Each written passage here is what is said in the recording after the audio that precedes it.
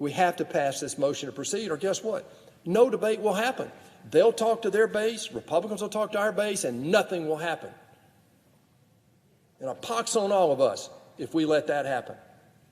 If Democrats shut down this bill today, it will demonstrate a lack of sincerity, in my opinion, to at least engage and find solutions. This is no different than the immigration conversation we just a couple of years ago when the President of the United States, Donald Trump, offered up a pathway to citizenship for 1.8 million DACA recipients, and we couldn't even get a debate going with the other side. They turned it down out of hand because it was President Trump's suggestion. All of us need to remember, while we look different, we might talk differently, we certainly may think differently, we really are one nation under God. Our diversity is our strength. It makes us different, it makes us stronger, it makes us the leader of the world in our current time. What unites us is far greater than what divides us. Let's work on this bill today. Start building a more perfect union for every American. Let's vote yes on this motion to proceed. Thank you, Mr. President. I yield the floor and note the absence of a quorum. The clerk will call the roll. Mr. Alexander.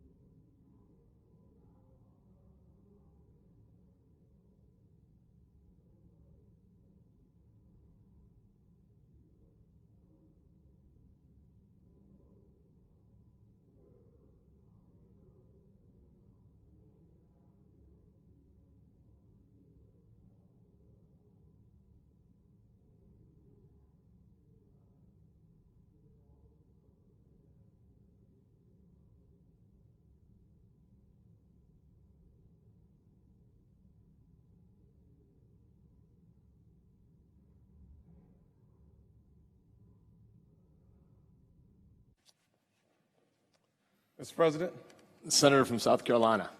I ask unanimous consent to vitiate the quorum call. Without objection. Thank you, Mr. President. I ask unanimous consent to complete my remarks before the roll call vote. Without objection. Thank you, Mr. President.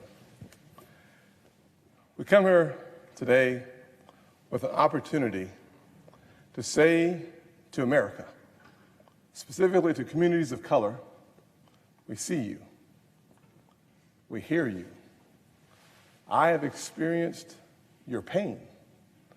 Stopped 18 times in the last 2 decades. In 1 year, 7 times as an elected official. In this body, trying to get into the chamber, into the office buildings on the congressional side, I understand some part of what too many have experienced.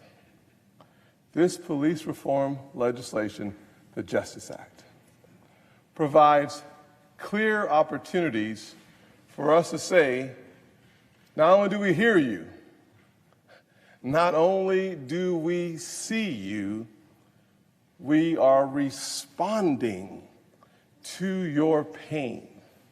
Because we in America believe that justice should be applied equally to all of our citizens, with no exceptions.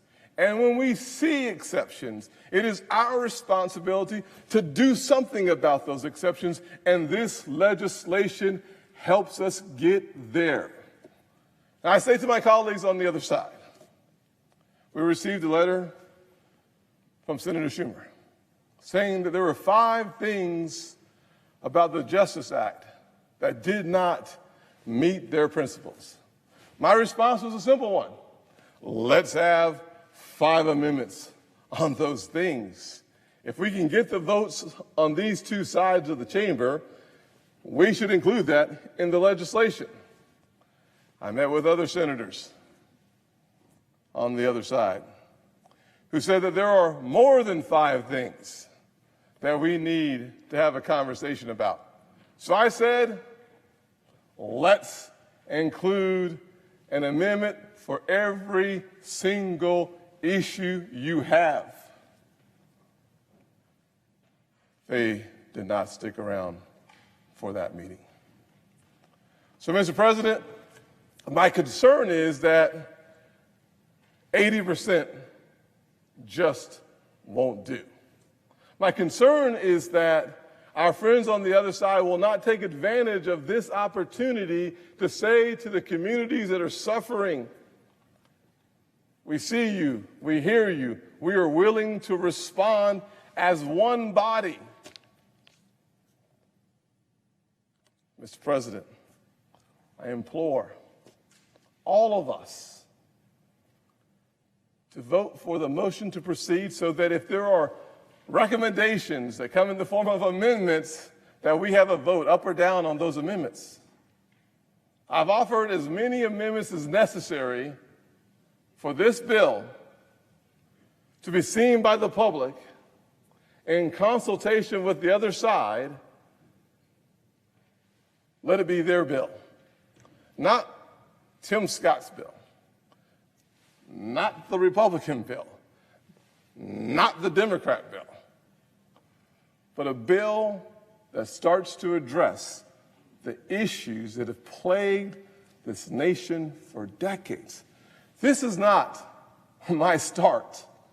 I started 5 years ago when I could not find voices that would push forward reforms brought to attention by the Walter Scott shooting in 2015. I'll close with this. I respect people that I disagree with. They have the right to disagree. My pastor tells me I have the right to be wrong, which means that I'm not right all the time. But on this one, if you don't think we're right, make it better. Don't walk away. Vote for the motion to proceed so that we have an opportunity to deal with this very real threat to the America that is civil, that is balanced. This is an opportunity to say yes. To say yes, not to us, to those folks who are waiting for leadership to stand and be counted. Thank you, Mr. President. Under the previous order, all post-cloture time has expired. The question is on the nomination. Is there a sufficient second? There appears to be. The clerk will call the roll. Mr. Alexander. Ms. Baldwin.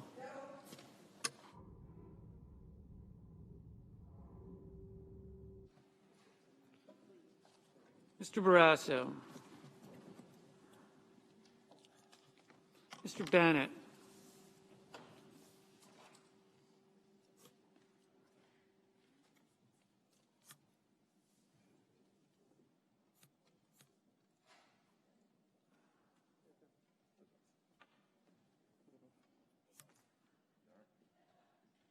Mrs. Blackburn.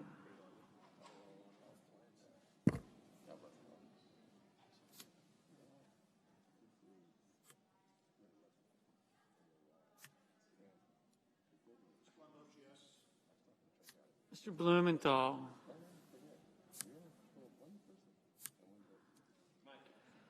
Mr. Blunt. Mr. Booker. Mr. Bozeman. Mr. Braun. Mr. Brown.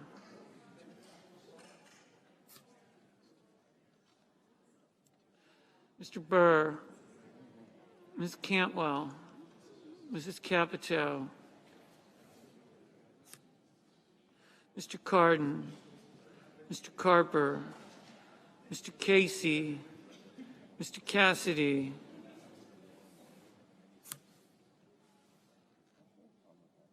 Ms. Collins.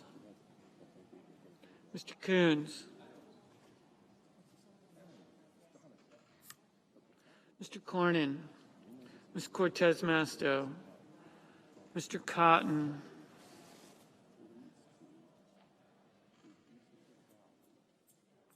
Mr. Kramer. Mr. Crapo. Mr. Cruz. Mr. Daines. Ms. Duckworth. Mr. Durbin.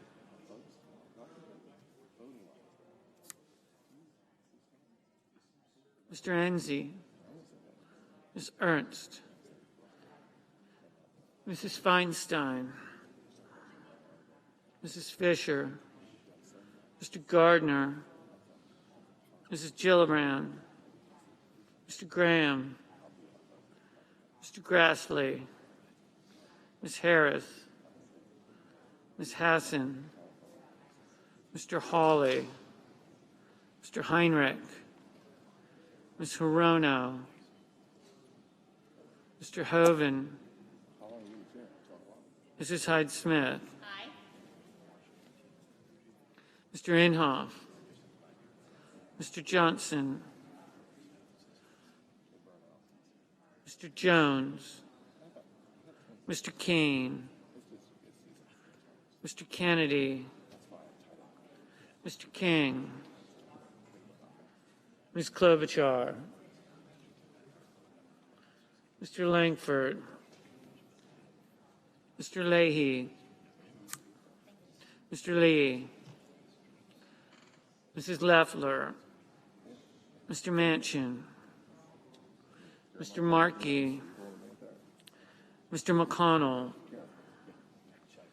Ms. McSally. Mr. Menendez. Mr. Merkley.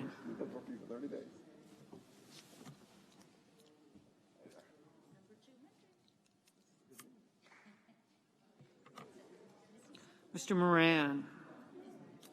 Ms. Murkowski.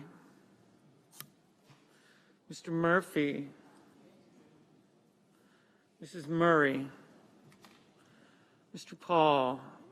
Mr. Perdue. Mr. Peters. Mr. Portman. Mr. Reed. Mr. Resch. Mr. Roberts. Mr. Romney, Ms. Rosen, Mr. Rounds, Mr. Rubio, Mr. Sanders, Mr. Sass, Mr. Schatz, Mr. Schumer, Mr. Scott of Florida, Mr. Scott of South Carolina, Mrs. Shaheen, Mr. Shelby, Ms. Sinema, Ms. Smith, Ms. Stabenow, Mr. Sullivan, Mr. Tester, Mr. Thune, Mr. Tillis, Mr. Toomey, Mr. Udall, Mr. Van Hollen, Mr. Warner, Ms. Warren, Mr. Whitehouse, Mr. Wicker, Mr. Wyden, Mr. Young.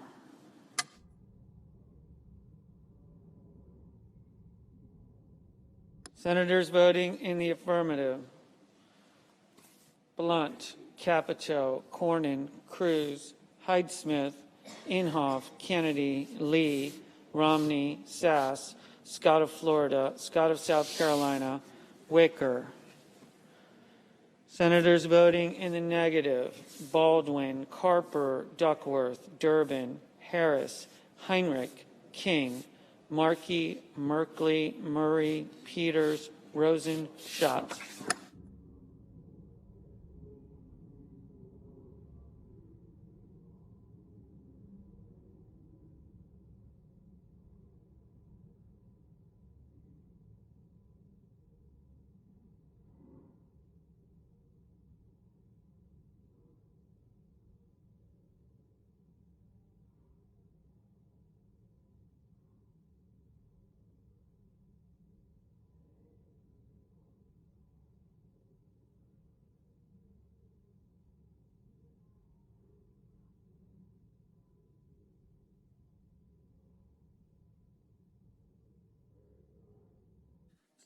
Mr. Grassley, aye.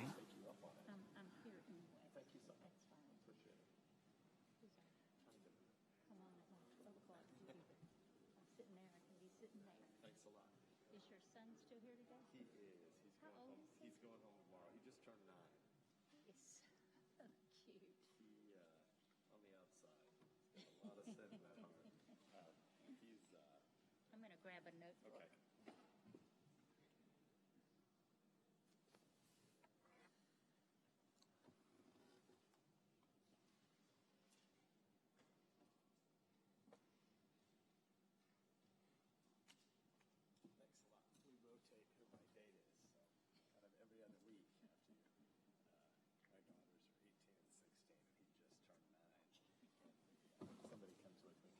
Mr. Crapo, aye.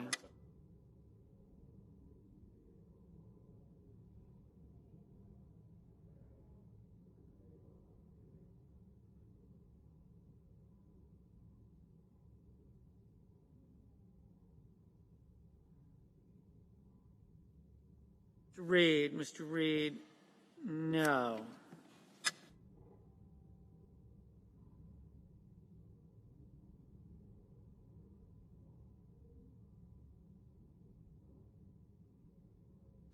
Mr. Sanders, no.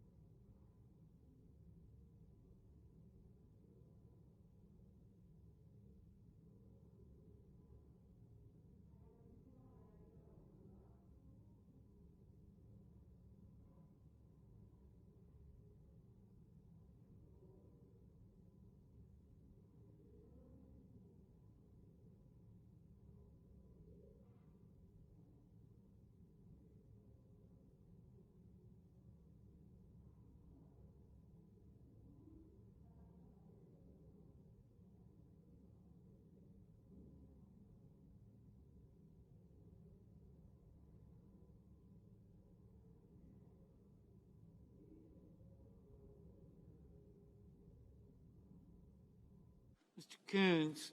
Mr. Coons, no.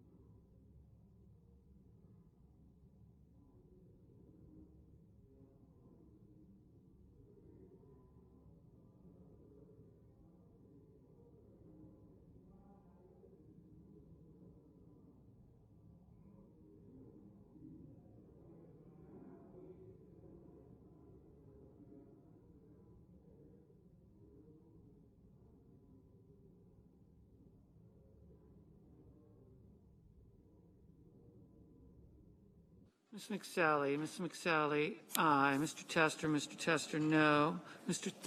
Thune, aye.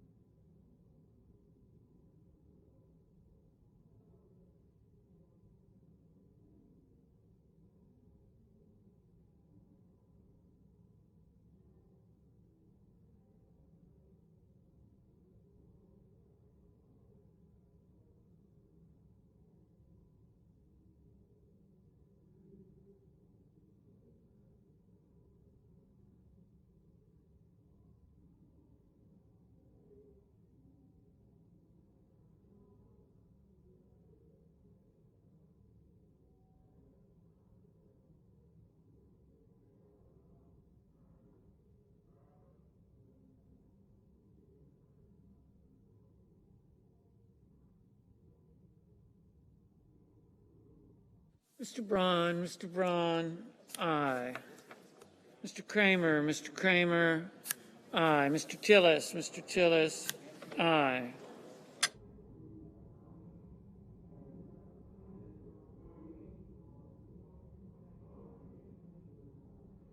Mr. Young, aye.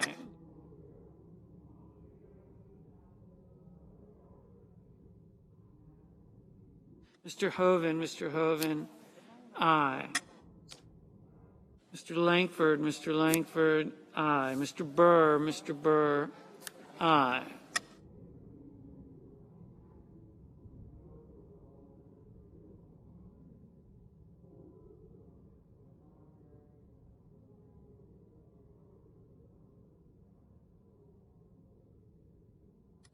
Ms. Hirono, no.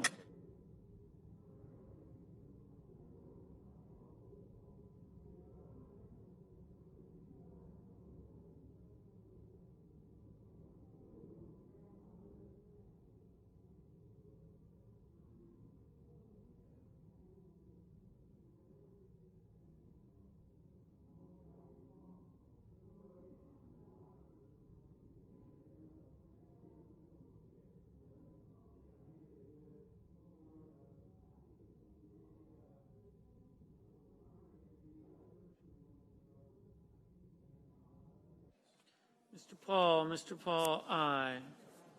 Ms. Warren, no.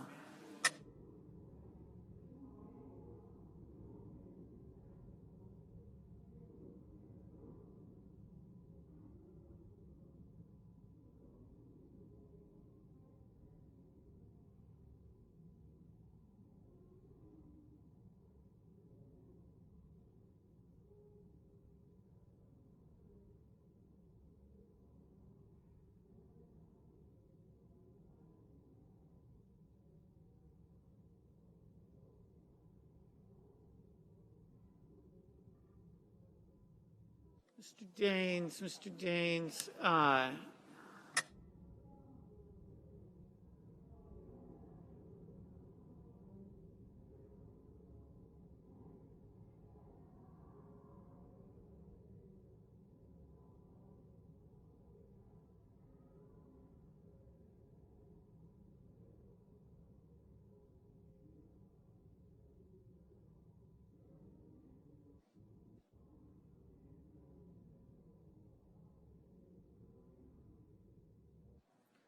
Mr. Blumenthal, no.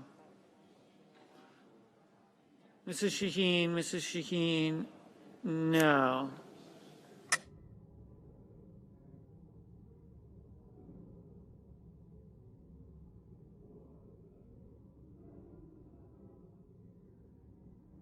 Mr.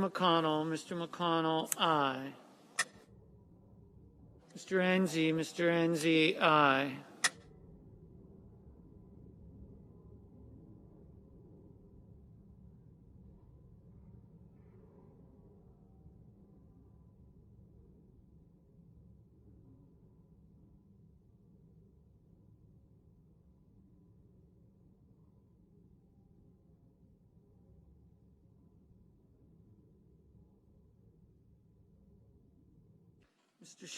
Mr. Schumer, no. Mr. Van Hollen, no.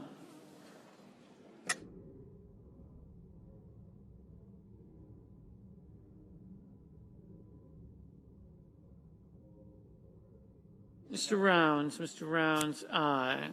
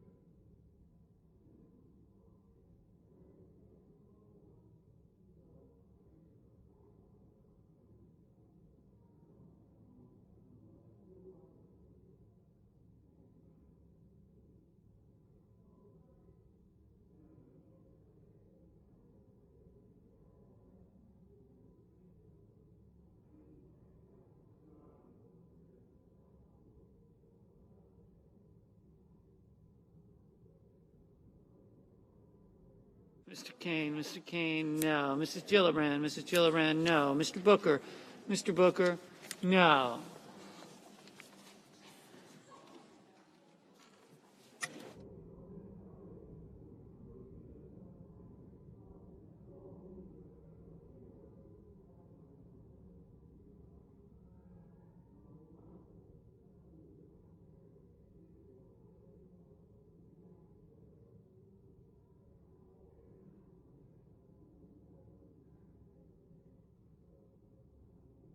Mr. Shelby, aye.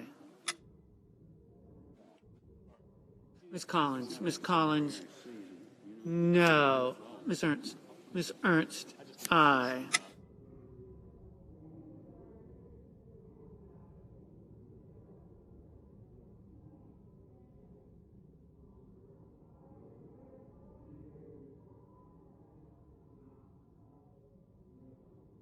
Mr. Udall, no. Mr. Alexander, aye. Mr. Barrasso, aye. Mr. Bozeman, aye.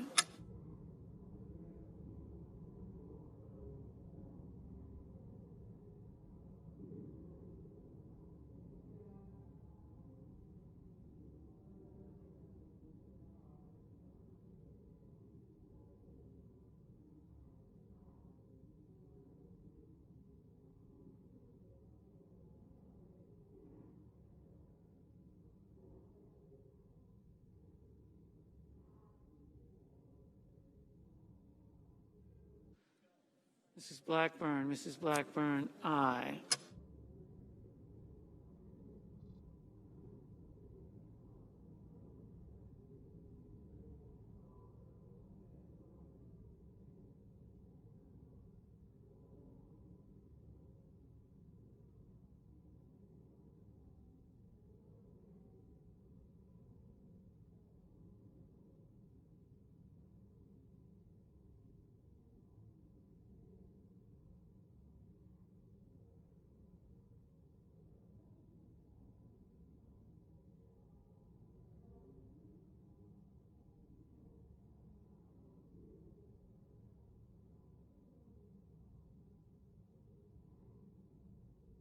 Mr. Cassidy, aye.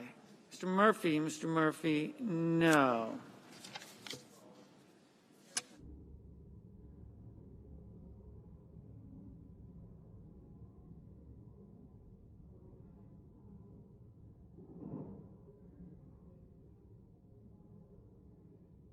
Ms. Smith, no. Mr. Moran, aye.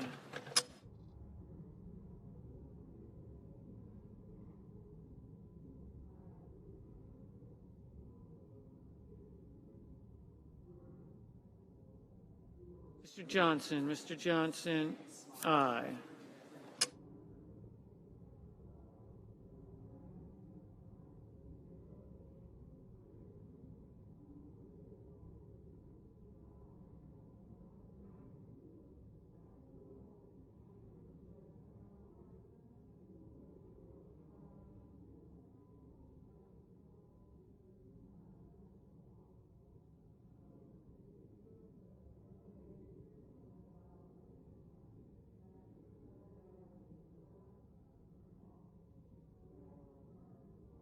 Mrs. Leffler, aye. Mr. Risch, aye.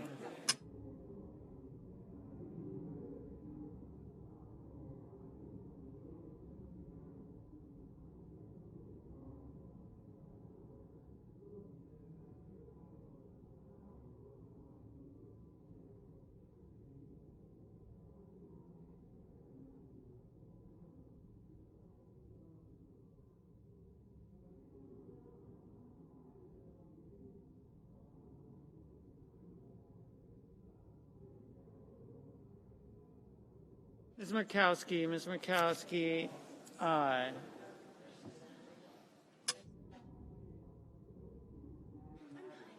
Mr. Whitehouse, no.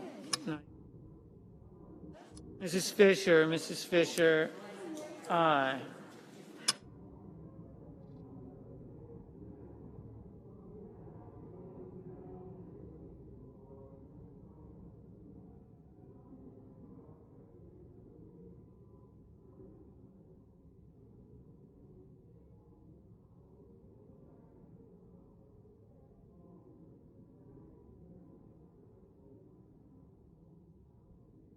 Roberts. Mr. Roberts, aye.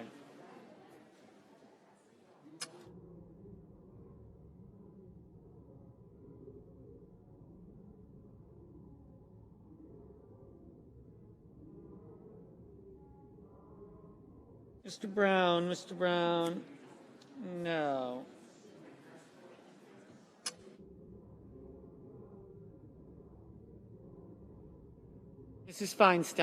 Mrs. Feinstein, no.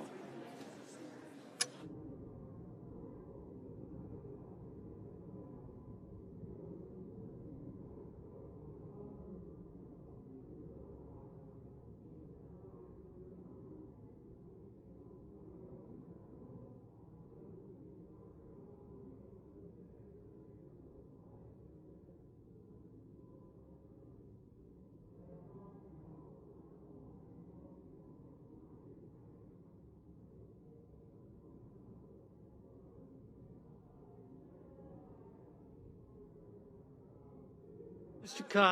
Cotton, aye.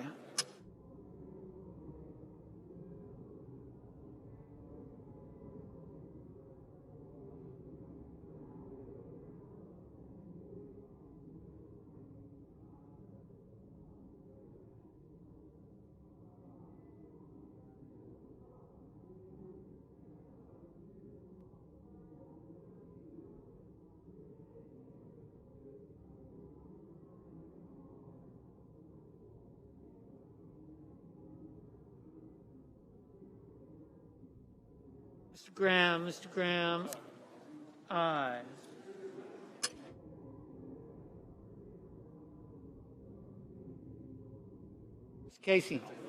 Mr. Casey, no.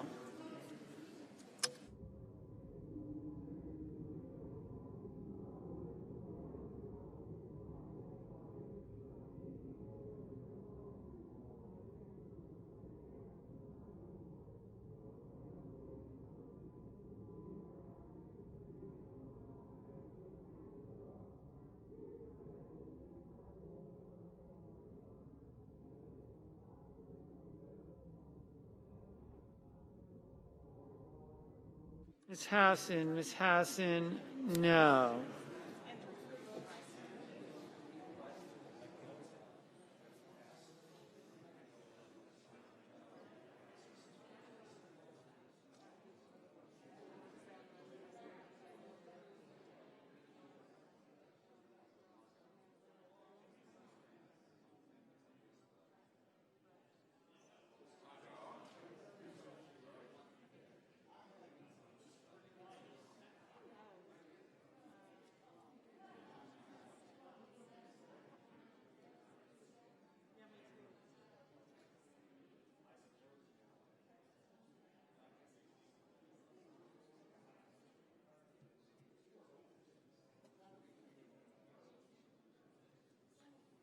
Ms. Sinema, no.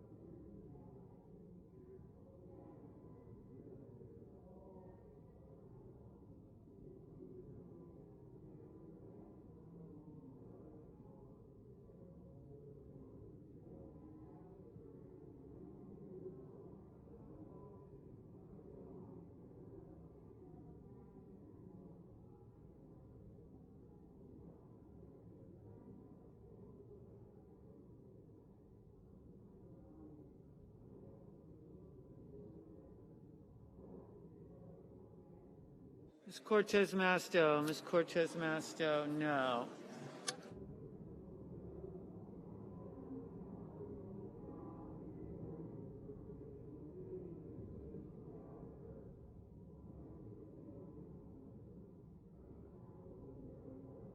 Mr. Purdue, aye. Mr. Wyden, no. Mr. Menendez, no. Mr. Warner, no. Mr. Bennett, no.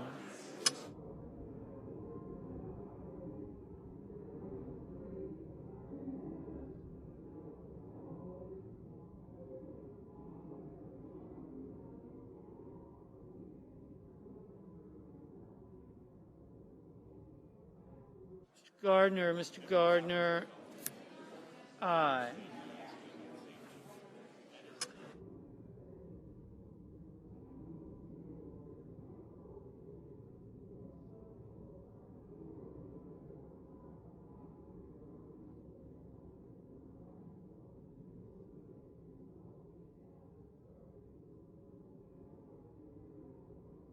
Ms. Stabenow, no.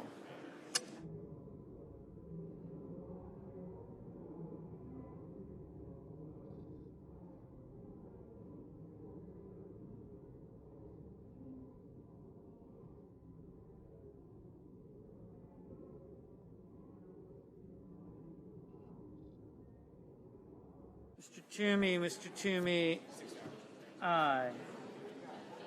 Ms. Cantwell, no. Mr. Cardin, no.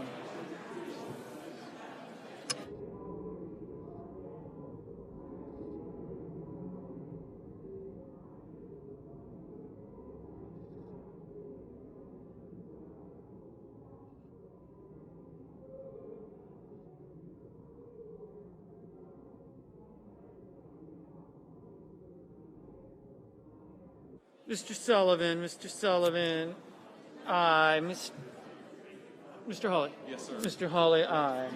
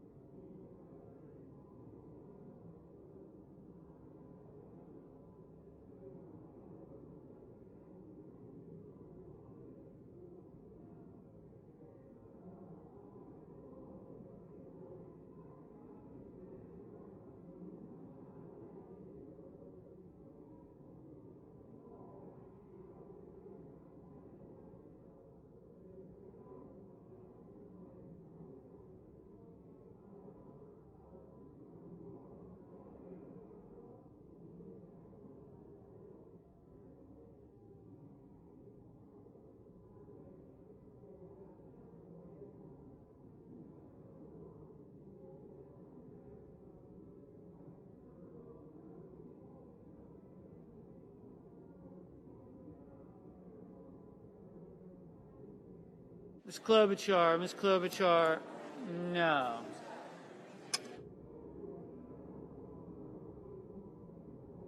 Mr. Rubio, aye. Mr. Portman, aye.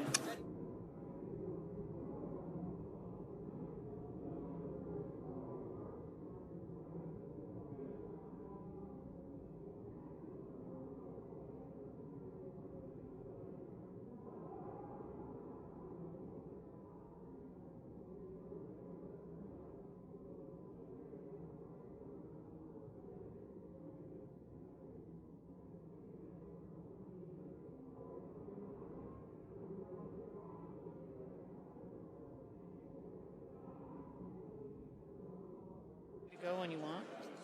And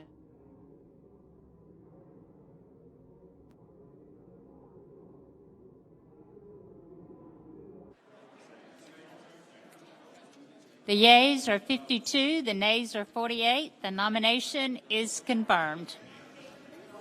Under the previous order, the motion to reconsider is considered made and laid upon the table, and the President will be immediately notified of the Senate's actions.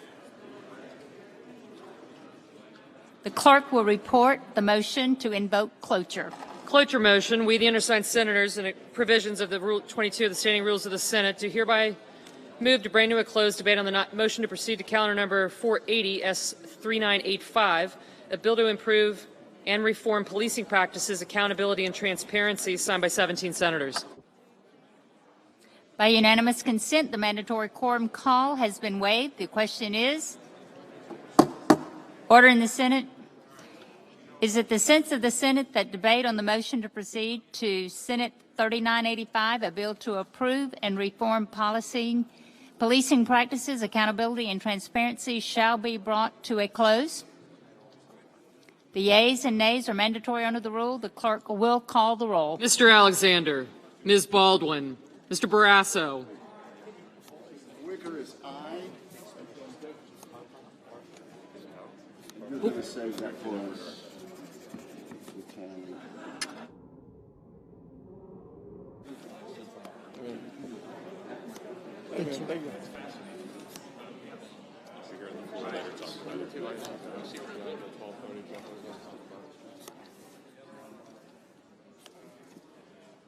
Mrs. Blackburn, Mr. Blumenthal, Mr. Blunt.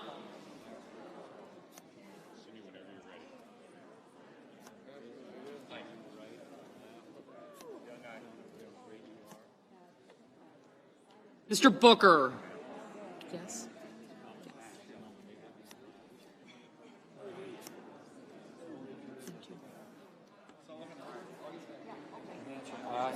Thank you.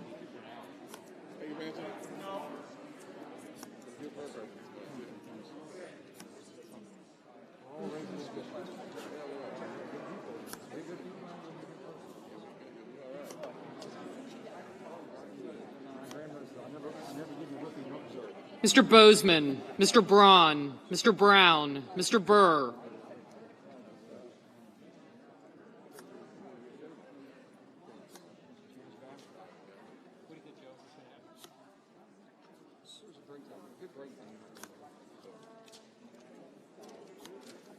Ms. Cantwell, Mrs. Capito, Mr. Cardin, Mr. Carper, Mr. Casey, Mr. Cassidy, Ms. Collins.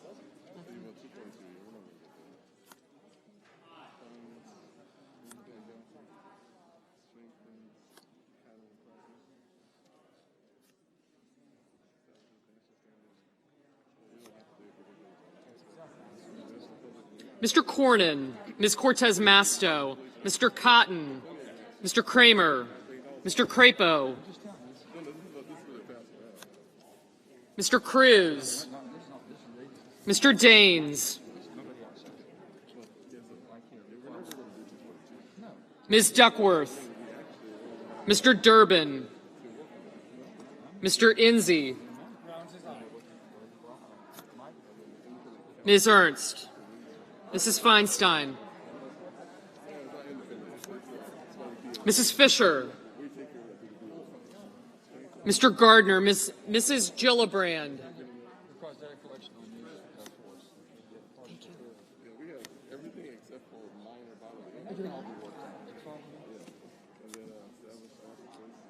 Mr. Graham.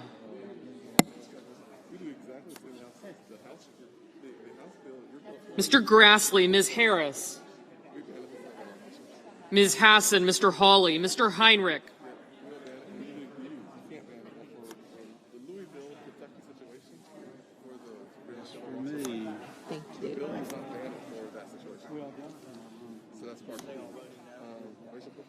Ms. Hirono, Mr. Hoven,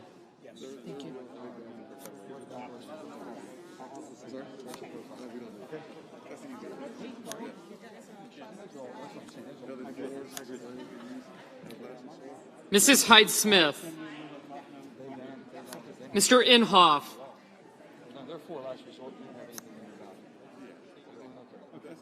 Mr. Johnson. Mr. Jones.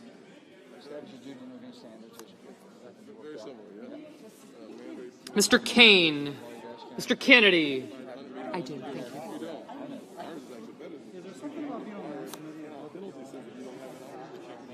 Mr. King, Ms. Klobuchar. Mr. Lankford. Mr. Leahy, Mr. Lee. Mrs. Loeffler, Mr. Manchin, Mr. Markey, Mr. McConnell. Ms. McSally. Mr. Menendez, Mr. Merkley.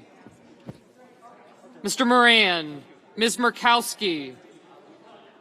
Mr. Murphy, Mrs. Murray, Mr. Paul, Mr. Perdue. Mr. Peters. Mr. Portman. Thank you. Mr. Reed.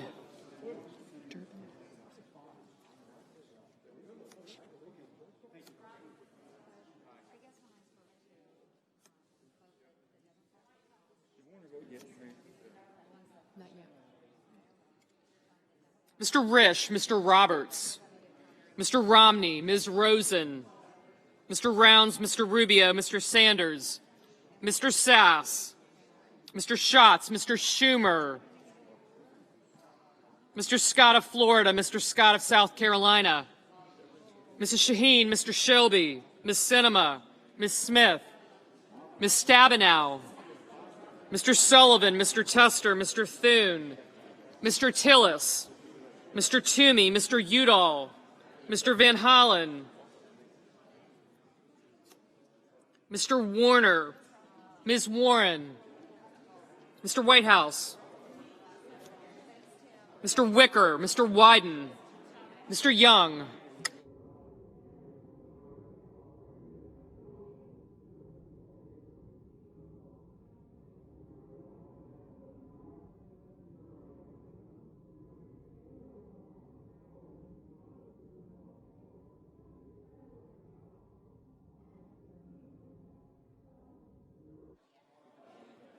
Senators voting in the affirmative: Alexander, Barrasso, Bozeman, Burr, Cassidy, Collins, Cotton, Crapo, Ernst, Fisher, Gardner, Graham, Hawley, Hyde-Smith, Jones, Kennedy, King, Lankford, Loeffler, Manchin, Moran, Paul, Perdue, Portman, Risch, Roberts, Rounds, Rubio, Scott of South Carolina, Shelby, Sullivan, Thune, Toomey, Wicker, and Young. Mr. Heinrich. Ms. Warren. Mr. Bennett. Mrs. Capito. Mrs. Capito, aye. Ms. Klobuchar. Senators voting in the negative: Bennett, Blumenthal, Booker, Cantwell, Cardin, Carper, Cortez Masto, Durbin, Feinstein, Gillibrand, Harris, Hassan, Heinrich, Hirono, Kane, Klobuchar, Leahy, Markey, Menendez, Murphy, Sanders, Schatz, Schumer, Shaheen, Sinema, Smith, Tester, Udall, Van Hollen, Warren, Whitehouse, and Wyden. Mr. Casey, no. Mr. Warner, no. Mr. Grassley, aye. Ms. Rosen, no. Mr. Blunt, aye. Mrs. Murray, no. Ms. Murkowski, aye.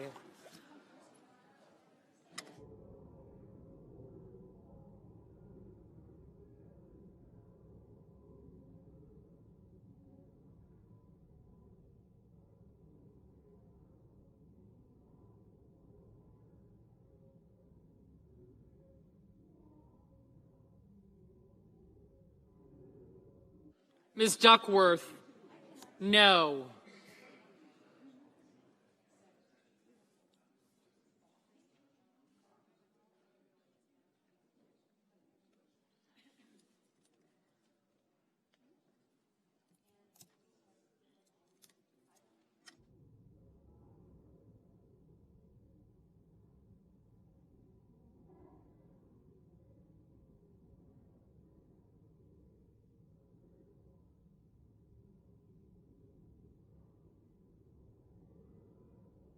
Mr. Peters, no.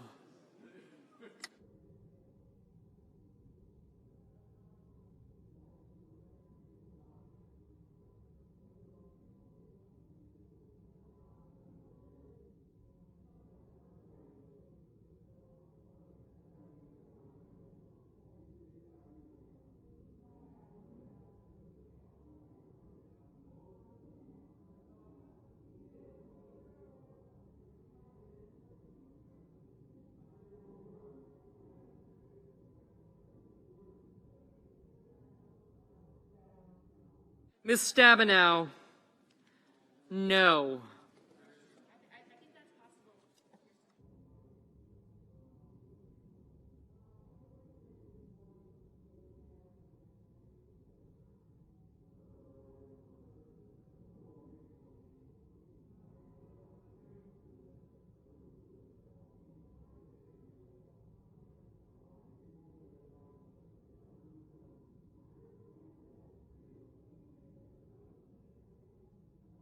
Mr. Enzi, aye.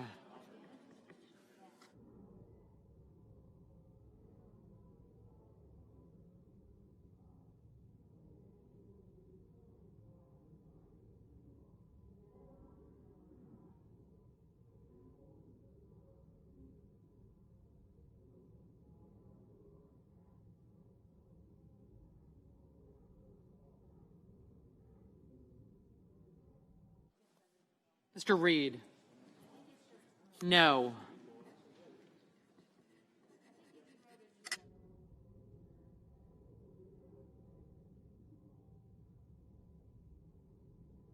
Mr. Inhofe, aye.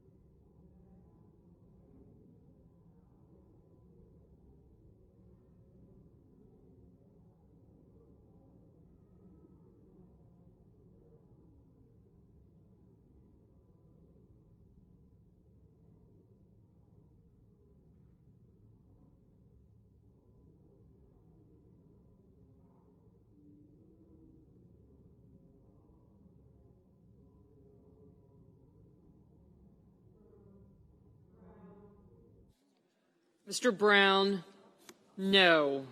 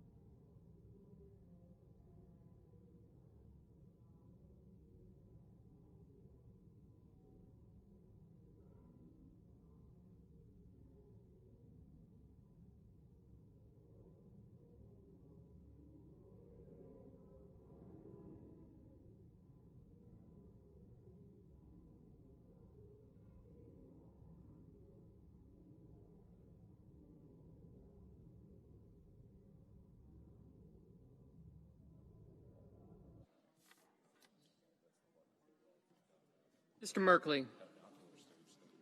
No.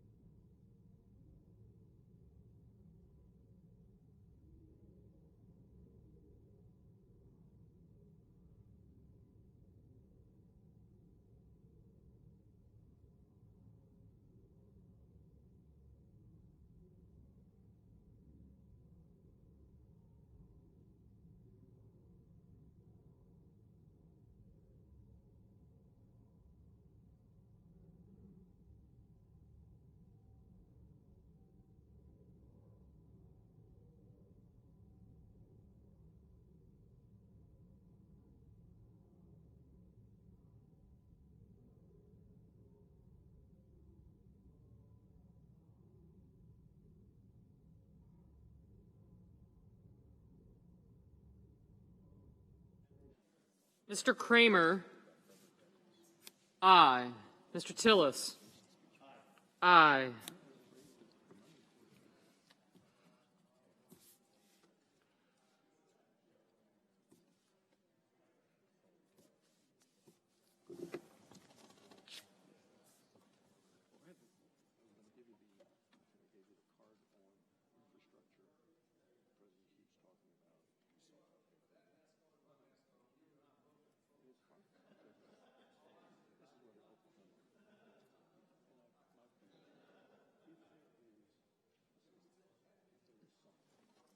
Mr. Romney?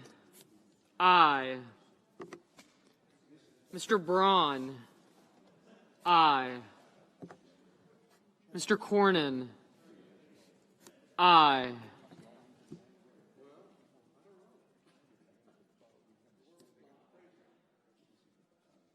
Mr. Johnson? Aye.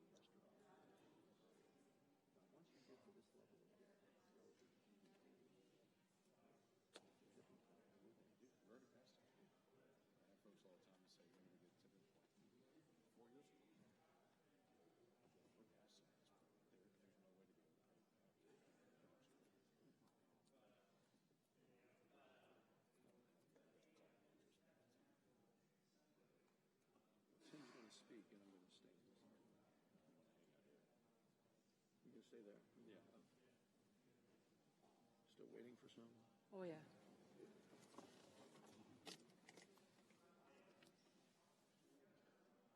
Mrs. Blackburn? Aye.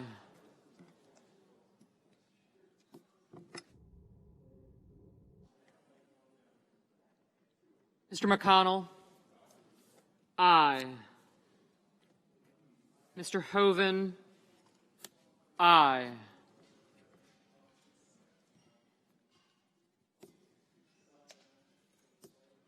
Ms. Baldwin, no.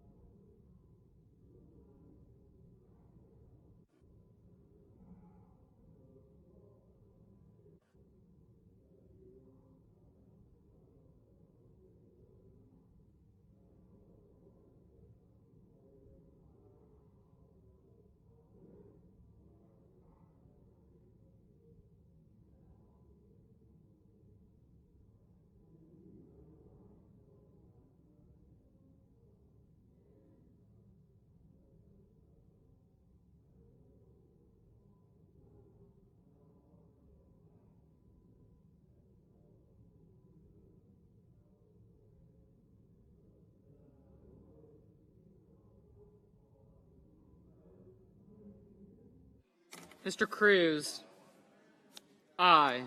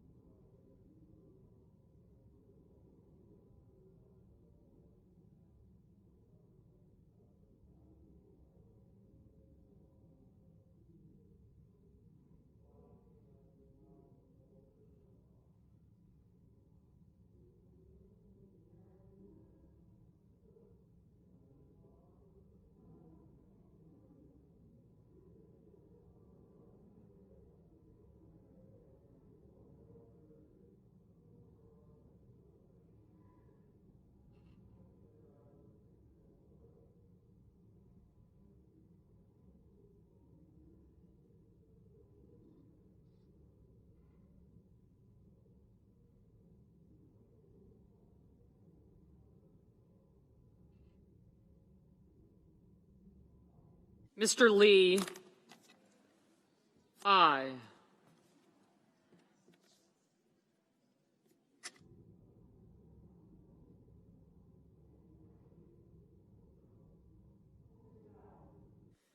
Ms. McSally, aye.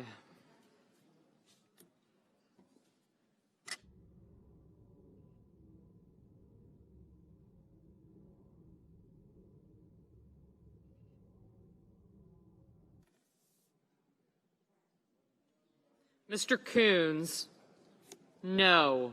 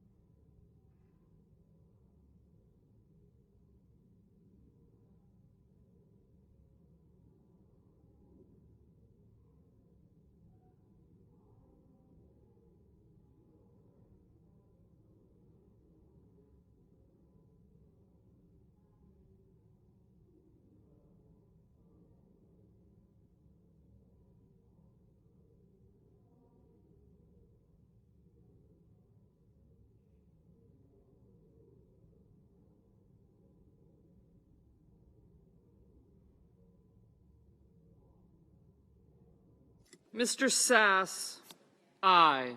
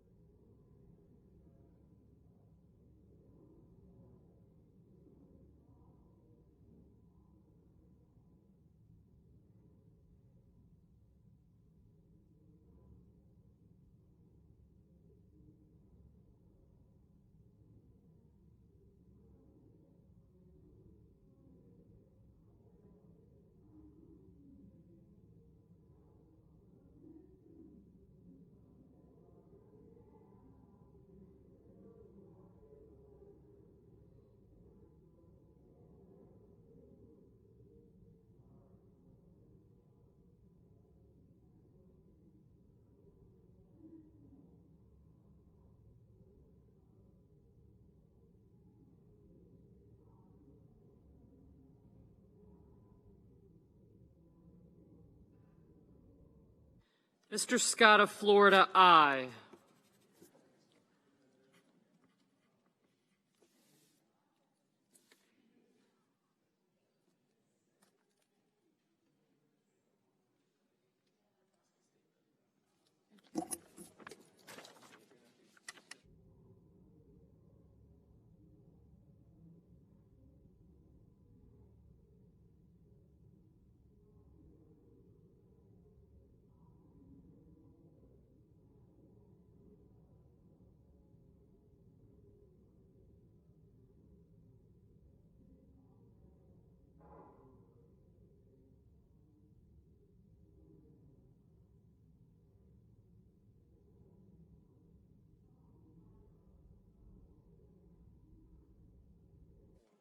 Mr. Daines, aye. Mr. McConnell, No.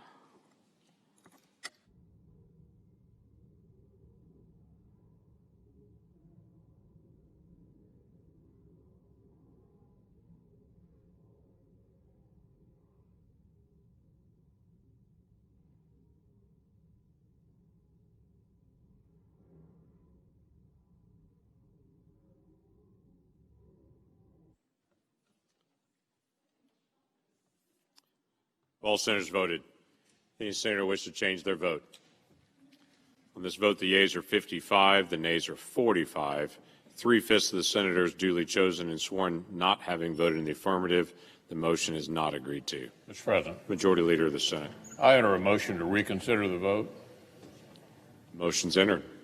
Mr. President, Majority Leader. I want to explain the reason I changed to no. I'm in strong support of the bill crafted by the senator from South Carolina. In order to have an opportunity to reconsider the vote without waiting for 2 days, I changed my vote and moved to reconsider, which means that it could come back at any time should progress be made. I ask unanimous consent the Senate proceed to legislative session for a period of morning business with senators permitted to speak therein for up to 10 minutes each. Without objection. I have 7 requests for committees to meet during today's session of the Senate. They have the approval of the majority and minority leaders.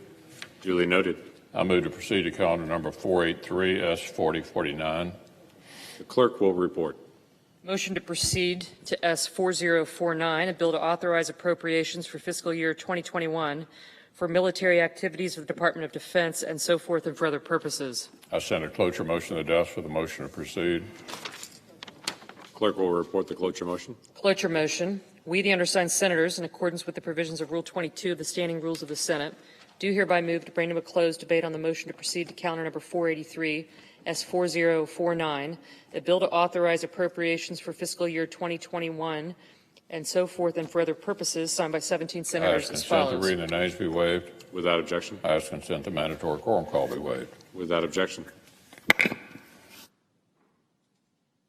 President. Senator from South Carolina. Thank you, Mr. President. Mr. President, I'm going to yield 2 minutes to Senator from Georgia. Senator from Georgia is recognized. Thank you.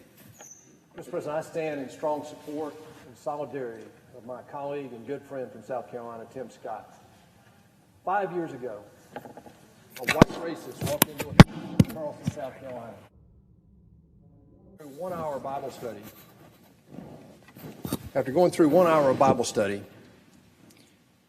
where they prayed for him, read the Bible to him, he pulled out a gun and shot 9 people in that Bible study. And Mr. President, you and I, not long after that, attended one of the funerals in Charleston, South Carolina. Tim was there. Any other city in America would not have dealt with it the way Charleston, South Carolina did. Charleston, South Carolina dealt with that with love. It's something we don't talk about up here very often, but Tim Scott was there. And because of his time and grade, and because of that mayor, and because of the black leaders in that town, and the time and grade they had had with each other, they moved forward and overcame that tragedy. 5 years ago, Tim Scott put a bill on this floor, and we ended up then in exactly the same place we are now, doing absolutely nothing.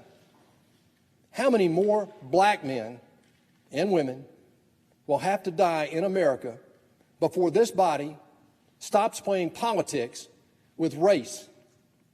It's very clear to me, having worked hard on justice reform and opportunities on $75 billion going into the most economically challenged communities in our country because of Tim Scott, President Trump, and all that we're doing. HBCUs, our historically black colleges and universities, are stronger today because of President Trump than they ever have been. Mr. President, the time to act is now to stop playing politics, stop pandering to the Democratic base, and let's get something done. This bill was never intended to be an end-all. It was intended to be a platform for constructive debate. And here we are with only 2 Democratic senators voting to even start the debate. I yield back to my friend. Thank you, Senator Perdue. Mr. President, there's a scripture in the Bible in the book of Ezekiel, chapter 33, somewhere around verse 6. And that scripture talks about a watchman on a wall. And his job is to simply say, there's danger coming. Very important job. The watchman's job is to simply say, there is danger coming. I had that conversation, as Senator Perdue spoke about, 5 years ago. I didn't find anyone on the other side willing to engage in that conversation then. And here we are 5 years later. There is danger coming. I want us to hear this clearly, because as we look out in the streets of America and we see more unrest and we see more challenging situations, realize that there is danger coming. The watchman's responsibility is to call out the danger, as the bloodshed happens, the blood, according to Ezekiel, will not be on the hands of the watchman. But if he does not shout out, if he does not articulate that there is danger coming, then the blood is on his hands. Mr. President, there is danger coming. We are in dangerous times. The source of this danger is not the failure of this bill on this floor at this time. No, this is merely a symptom of the danger that I believe is right in front of us. This is only a symptom of a much deeper issue, a systemic problem. Let me explain. I'm a kid who grew up in poverty, abject poverty in many ways. There's much worse poverty in America and certainly around the world than I grew up in. I'm talking about the poverty where when you come home and you hit the light switch, there's no light. I'm talking about the kind of poverty that when you had a phone attached to the wall and you picked it up, there's no sound. There are people who lived in worse poverty than I, but that is poverty from my perspective. And I lived in that poverty, and one of the challenging situations of poverty that manifests is hopelessness. And I was that hopeless kid in America, mired in poverty, in a single-parent household, under the impression that the only way I can escape poverty is through athletics or entertainment. I was hopeless. And from 7 years old until 14 years old, I drifted, and all drifting leads in the wrong direction. I failed out of high school, embarrassed my mom, who was working 16 hours a day, because I felt like there was no hope in this country for a little black boy like me, 14 years old. Failed Spanish, English, world geography, and civics. Civics, as we all know, is as close as it gets to failing politics. I will say that this body as a whole today is failing civics. We're failing in politics. But as the Lord would have it, I had an amazing mother who believed that it was her responsibility to pray me out of the hard situations I found myself. And then I had the good fortune of meeting a mentor after I got through summer school.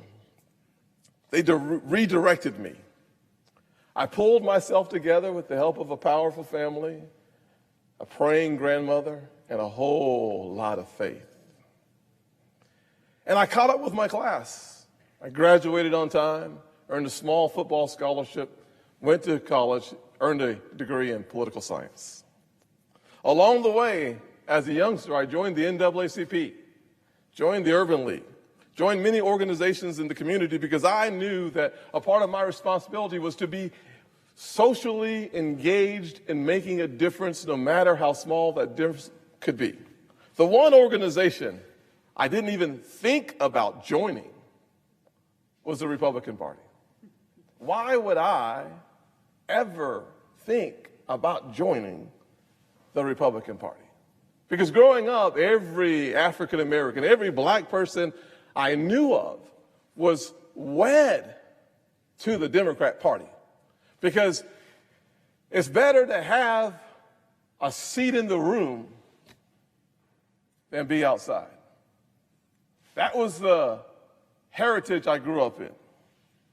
Let me fast forward to where we are today, and I'll return to that. Today, I lost a vote on a piece of legislation that would have led to systemic change in the relationship between the communities of color and the law enforcement community. We would have broken this concept in this nation that somehow, some way, you have to either be for law enforcement or for communities of color. That is a false binary choice. It's just not true. This legislation spoke to the important issues that have brought us here today. We wouldn't be here if it were not, as Senator Perdue alluded to, the death of yet another African-American man, George Floyd. His murder is why the country has given us the opportunity to lead. And my friends on the other side just said no. Not no to the legislation. They just said no. And why am I saying that they didn't just say no to the legislation? It's because along the way, I sat down with many of them and said, what do you need? And Senator Schumer sent a letter telling, I believe it was Senator McConnell, there were 5 things in the legislation that needed to be improved. I said, let's give them the 5 amendments. I sat down with more senators, and they said, wait. There's not just 5, there's 20. I said, how about 20 amendments? And they walked out. You see, this process is not broken because of the legislation. This is a broken process beyond that one piece of legislation. It's one of the reasons why communities of color, young Americans of all colors, are losing faith in the institutions of authority and power in this nation, because we're playing small ball. We're playing for those in the insulated chambers. We're playing for presidential politics. That's small ball.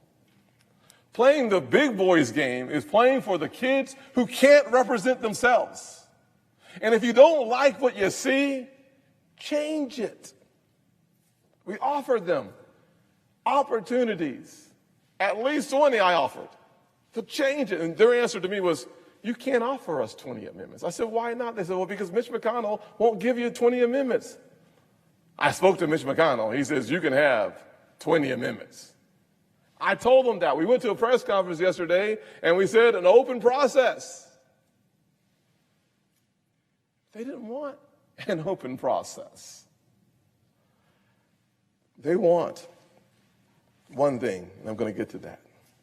So I asked my friends, I said, what is it? What is it you don't like about where we're going? And they said, well, the data collection area. This is a problem. The data collection area is a problem. I'm like, well, tell me the problem. Well, the problem is that we're not collecting data. I'm like, well, wait a second. I could have sworn when I wrote the legislation, we were collecting data. So I flipped through the pages and realized we're collecting data for serious bodily injury and death. They said, well, we want to collect data on all uses of force. I said, put it in an amendment and I'll support it. That was just one bone of contention. I said, well, tell me another one. They said, our bone of contention is that we need you to ban no-knock warrants because of the Breonna Taylor situation. I said, your bill does not ban no-knock warrants for the Breonna Taylor situation. Your bill bans it for federal agents. There's not a Secret Service agent showing up at Breonna Taylor's door. That was a local police department. So the fact that they're saying that they want to ban no-knock warrants, knowing they cannot ban no-knock warrants, tells me that this is not about the underlying issue. It's bigger than that. I said, well, I'll give you an amendment, though, and we can have that fight on the floor of the United States Senate.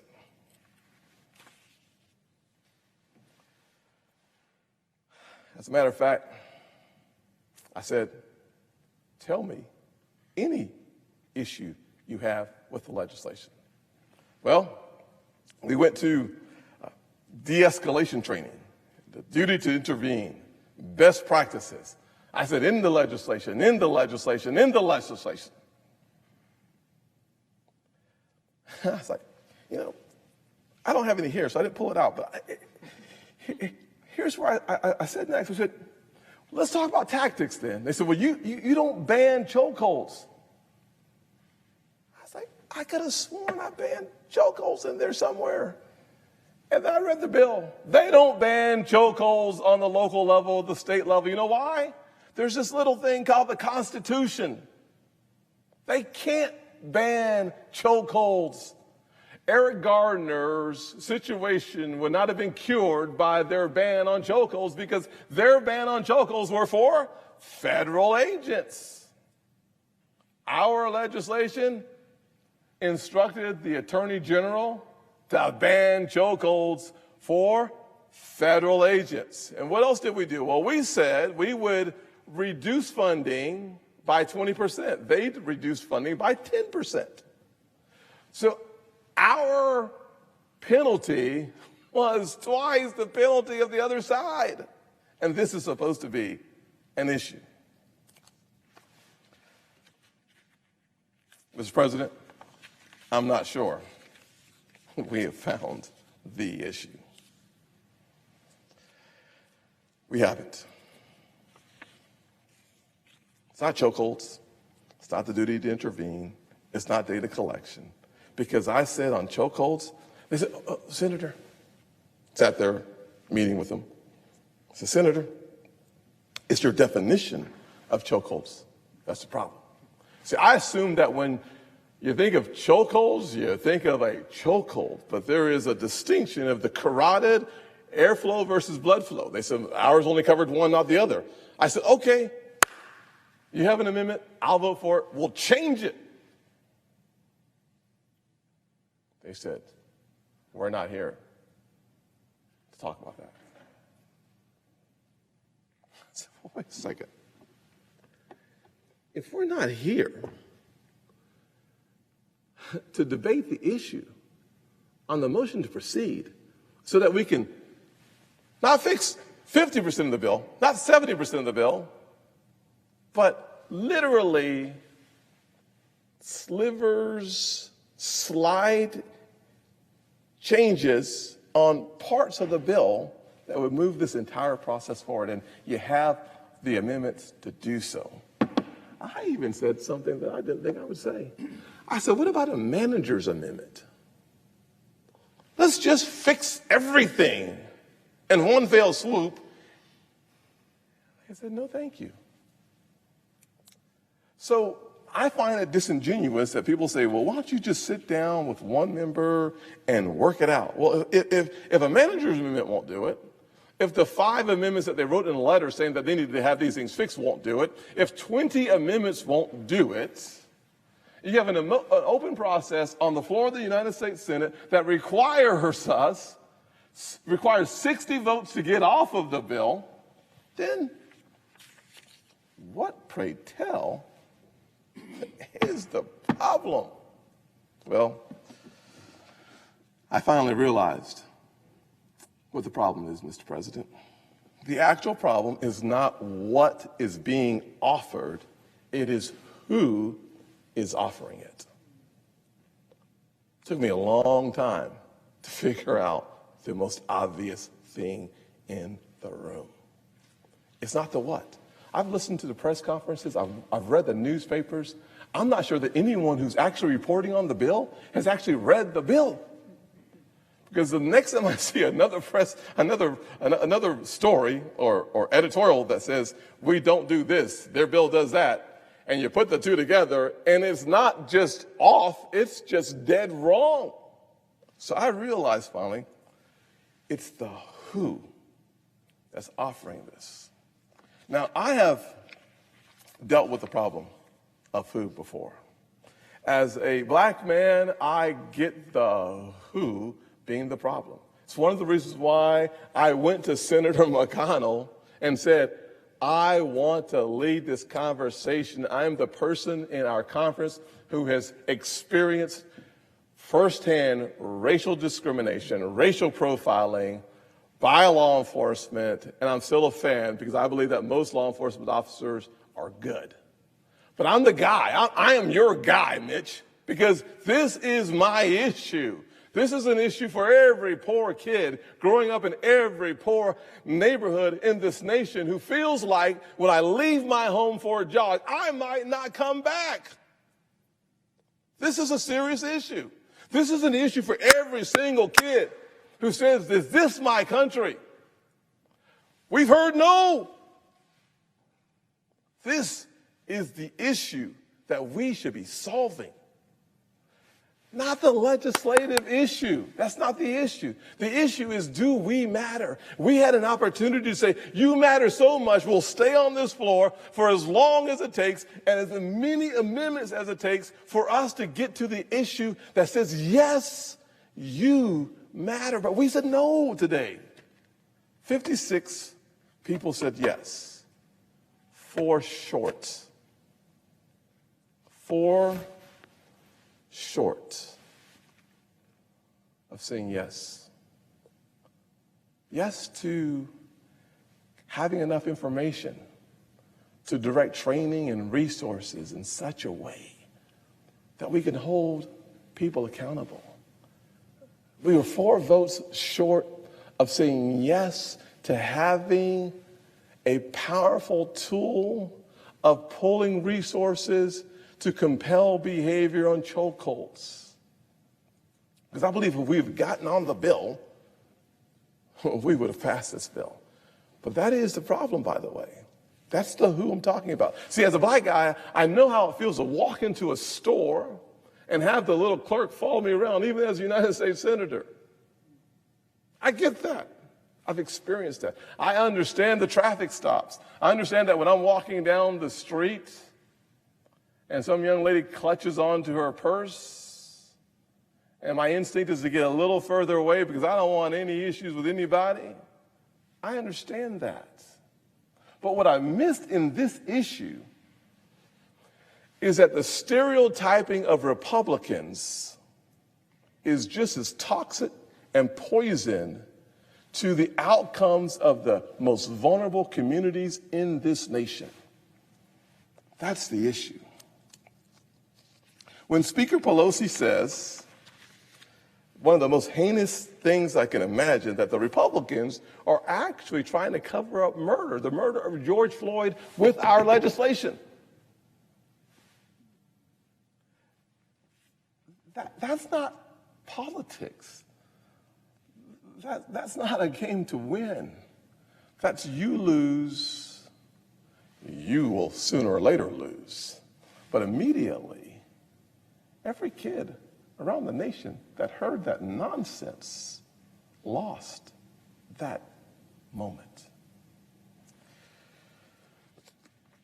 You see, what's become evident to me is that she knows something that we all know.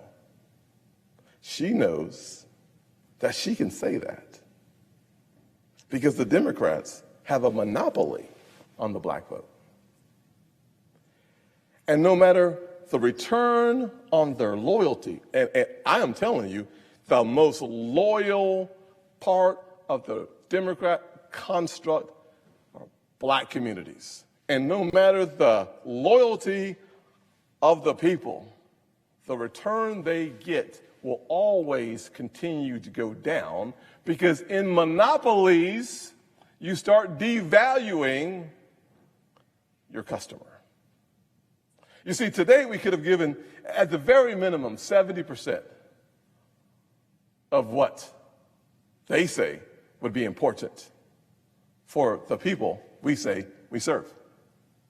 But instead of having a debate on that today and getting not 5 amendments, but 20 amendments, a manager's amendment, and instead of going forward and getting what you want now, they've decided to punt this ball until the election.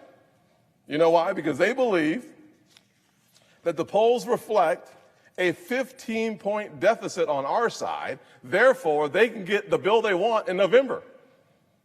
All they have to do is win the election. And then roll in January, and they get a chance to write the police reform bill without our support at all. Well, this is what they did in the House, right? No amendments in the House for Republicans on their bill. We're saying amendments on our side. Democrats are saying no amendments in the House, but you here in the United States Senate, because we are the world's greatest deliberative body, you can have amendments.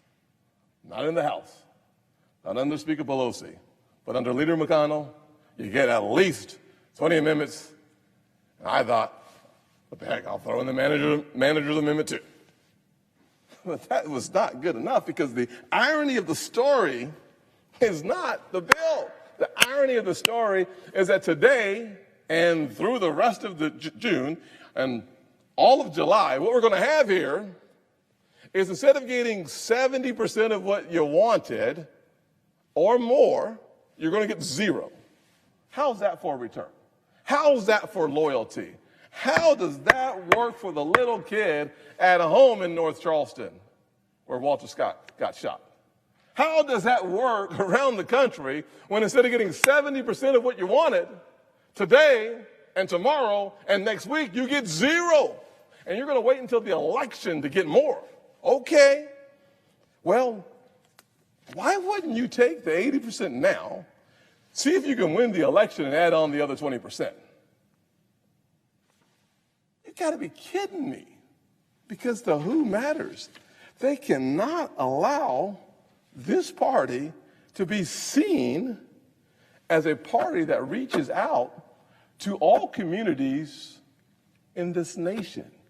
And unfortunately, without the kind of objectivity in the media that is necessary to share the message of what's actually happening, no one will ever know. Because if you don't read it in the paper, it must not have happened. If you don't see it on TV, on MSNBC or CNN, it must not be true. That's the problem. Let me just say this. I think we are willing to compete for every vote, everywhere, all the time.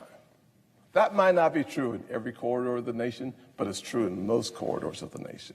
And this party has reinforced that truth, not by the words coming out of my mouth, but by the actual legislation signed into law.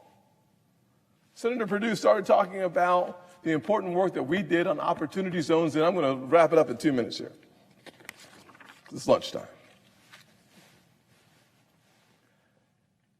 2017, we passed tax reform.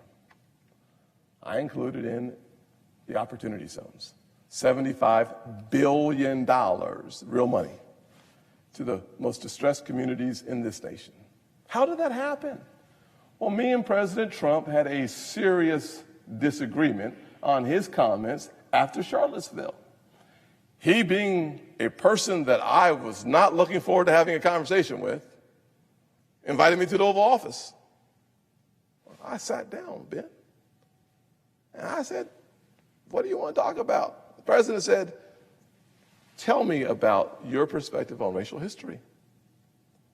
I was stunned, because if you know President Trump, like I know President Trump, his love language is not words of encouragement. It just ain't. I know ain't a word, but it's not. But he listened. And at the end of our conversation, he simply said, "Tell me how to help those I've offended." I didn't know what to say, so I pulled out my back pocket and got opportunity zones. I didn't go in there prepared for him to listen. That's not supposed to be funny, but it is. I mean, I didn't expect him to listen. But he did. He listened. He leaned in and he said, tell me how to help the folks I have offended. I said, well, let's work on opportunity zones together. He said, yes. I was like, what? He said, yes. He was concerned enough about the communities he had literally just offended. He was concerned enough to go to work on their behalf. And that's why we have opportunity zones. I was like, well, this might work again. So I went back to the president and said, you know, there's a lot of work that needs to be done around the HBCUs, historically black colleges and universities. He said yes. He said yes. We said yes. And let me just say this. When we started saying yes, we control the White House, we control the Senate, and we control the House. So it wasn't because some Democrat came over here and said, you got to, in order to get our votes, you got to do this. That's not what happened. He said yes because the Republican Party said yes. We stood together with all three levers of government under our control. We got opportunity zones done. We started the process of reinvesting in historically black colleges and universities. And the head of the United Negro College Fund said at my last fly-in that this is a record level of funding ever. His words, not mine. I'm not sure what ever is. Maybe that's longer than I've been alive. Literally more money for HBCUs ever. Brought to you by the Republican Party. I said, well, if that's working, let's do it again. So we went to stem cell research, which stem cell research for sickle cell anemia, which is 100%, basically speaking, 99.95% African-American disease. He said yes. Lamar Alexander, the head of the chairman of our health committee, we were fighting over funding for HBCUs. We made it permanent funding for the HBCUs led by a Republican chairman of the Education Committee.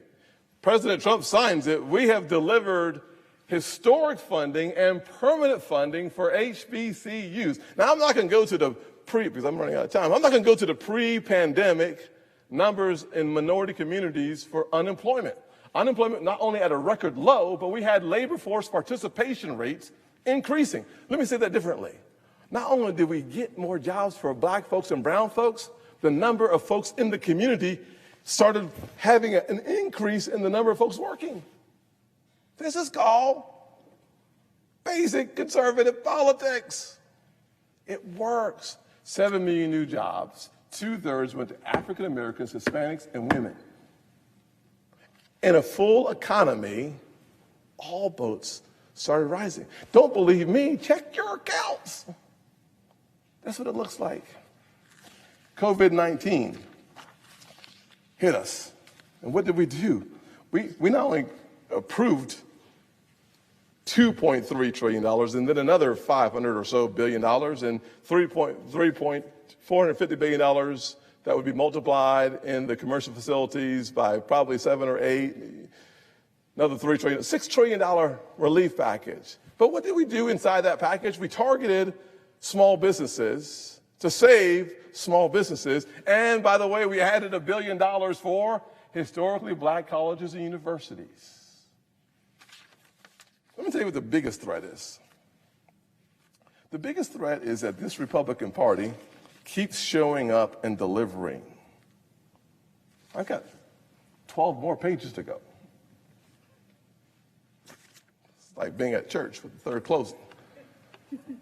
Literally, I've got 12 more pages of accomplishments to talk about. I'm not going to talk about it. Don't look relieved. I'm not going to talk about it.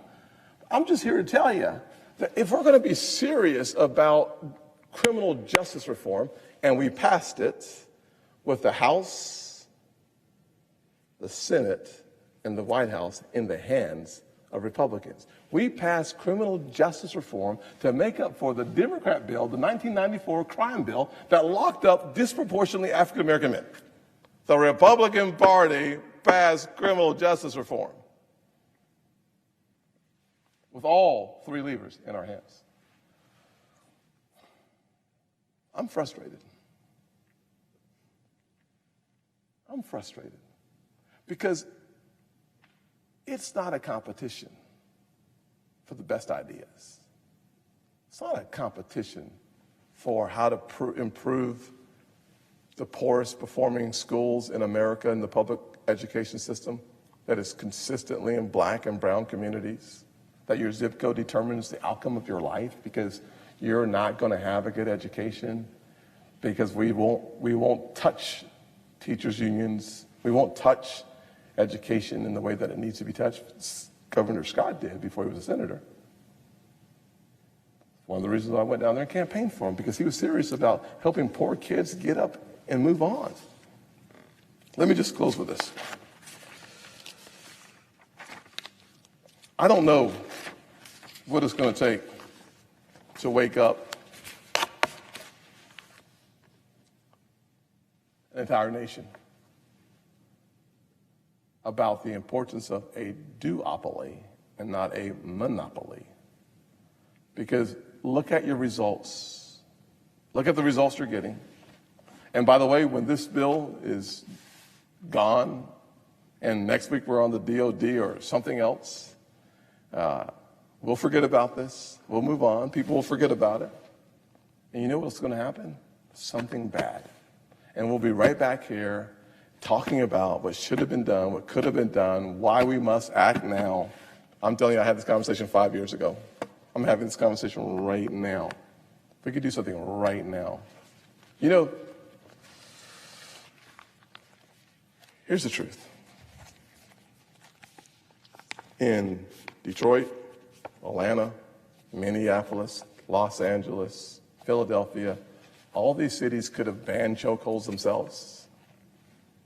They could have increased the police reporting themselves. They could have more data information themselves. They could have de-escalation training themselves. They could have duty to intervene themselves, Minneapolis as well.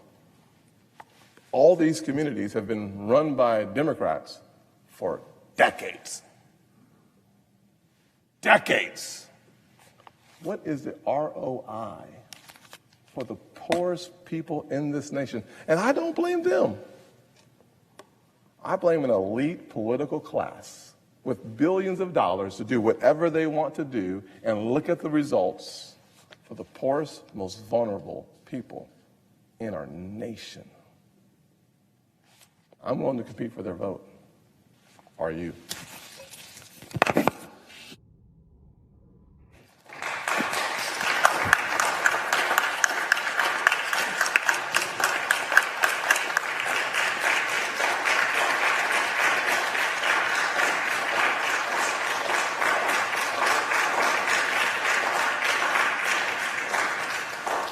Mr. President. Senator from Virginia.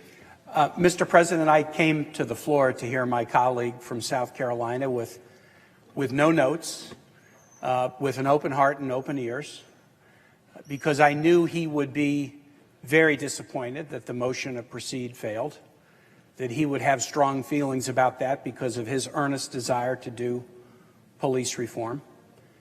I don't question that desire or the desire of any of the co-sponsors of his bill, just as I hope colleagues on the other side don't question the sincerity of Senators Booker and Harris and those who co-sponsored their bill. But I came with no notes to listen to my colleague and then to offer a word of explanation. I'm one of the 44 people who voted no. The senator from South Carolina said those of us who voted no on the motion to proceed didn't vote no on the what. We voted no on the who. That's a stiff charge. That's a stiff charge. What I want to say is this. I voted no not on the what and not on the who. I voted no on the how. On the how. We tried it the wrong way. Let's try it the right way. My colleague from South Carolina acts as if this discussion is over. It's only over for those who want it to be over. We tried it the wrong way. Let's try it the right way. What do I mean by that? I think everyone in the chamber knows what I mean by this. This is an amazingly important topic that is exciting deep, and legitimate concern in the streets of every community in this country. There are two good faith bills that have been introduced dealing with police reform. I see virtues in both. I favor the Democratic bill, but that does not mean that I don't see virtues in the Scott bill.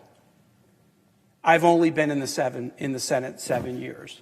I'm not an expert on procedure, as some are who are standing in the chamber right now. But my service tells me there is a clear path to a bipartisan police reform bill that will do a good job and will speak to an America that wants to see leadership that's bipartisan. And it's obvious. These bills are both in the province of a judiciary committee that is chaired by a Republican from South Carolina, Lindsey Graham, whose ranking member, Dianne Feinstein, has been on that committee for a very long time.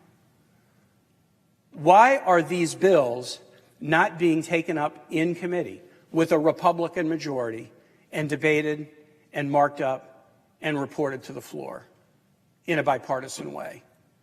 I serve on the Armed Services Committee. That's what we do every year with the NDAA. We introduce it. We let members have the ability to offer amendments that can be voted on by a simple majority vote in committee. We get to the end of a process, and when no one has an amendment left, we then have a final bill, and then we vote it out overwhelmingly bipartisan. The NDAA came out of committee 2 weeks ago on a 26-2 vote. We'll be taking it up on the floor. I'm on the Help Committee. I have a wonderful chair and ranking in Senators Alexander and Senators Murray, and we tackle tough issues with a committee that has some big personalities on it. And I've got a couple of them in the room with me now, and some great ideological diversity on that committee. But we take up tough issues, and we don't always solve them, but we usually do. And when we put our mind to it, we report something to the floor, and we do it in a bipartisan way. And when it comes in a bipartisan way, there's a great chance that we get action here on the floor. That's the right way to do things. It respects the traditions of the body because it is a majority that runs the committee, but it allows those who have devoted themselves to help issues or armed services issues or judiciary issues to offer their thoughts. When these bills were introduced, I assumed that a committee ably led by Senators Graham and Feinstein would put these bills together and have a markup and let people offer amendments with a 50% vote threshold and then report out a bipartisan bill. Why would the Judiciary Committee not do it? I believe the leaders of the committee wanted to do it, but I believe they were told not to do it. They were told, we're not going to use the committee process on this. We're going to force this to a floor vote, a snap vote, and then when it goes down, we will say, Democrats killed it, it's all over, move on to the next issue. This is only over for anyone who wants it to be over. I think the vote today says, we're not going to do it my way or the highway. We ought to do it the right way. The way we do the NDAA. The way we did the First Step Act. The First Step Act, criminal justice reform, Democrats and Republicans working together in committee and then negotiating with Jared Kushner and others at the White House. We did something good that all can take credit for. How about the CARES Act? There's a recent example of this. The CARES Act was an unusual one. We were under an emergency. We were socially distant from each other. We couldn't even be in the same room as we were negotiating it, and it was in multiple committees' jurisdiction, so it wasn't as if one committee was taking it up. But there was good faith, bipartisan negotiation on the different pieces of it. One day, the Leader McConnell, called us all back to Washington on a Sunday to vote not on the bipartisan negotiated bill, but on a partisan version. And again, Democrats on this side of the aisle said, we are not ready to proceed. We're in the middle of bipartisan discussions. We're not ready to proceed to the partisan bill because we are in the middle of bipartisan discussions that will have a payoff for this country. And so we voted no. Not on the what, not on the who. We voted no on the how.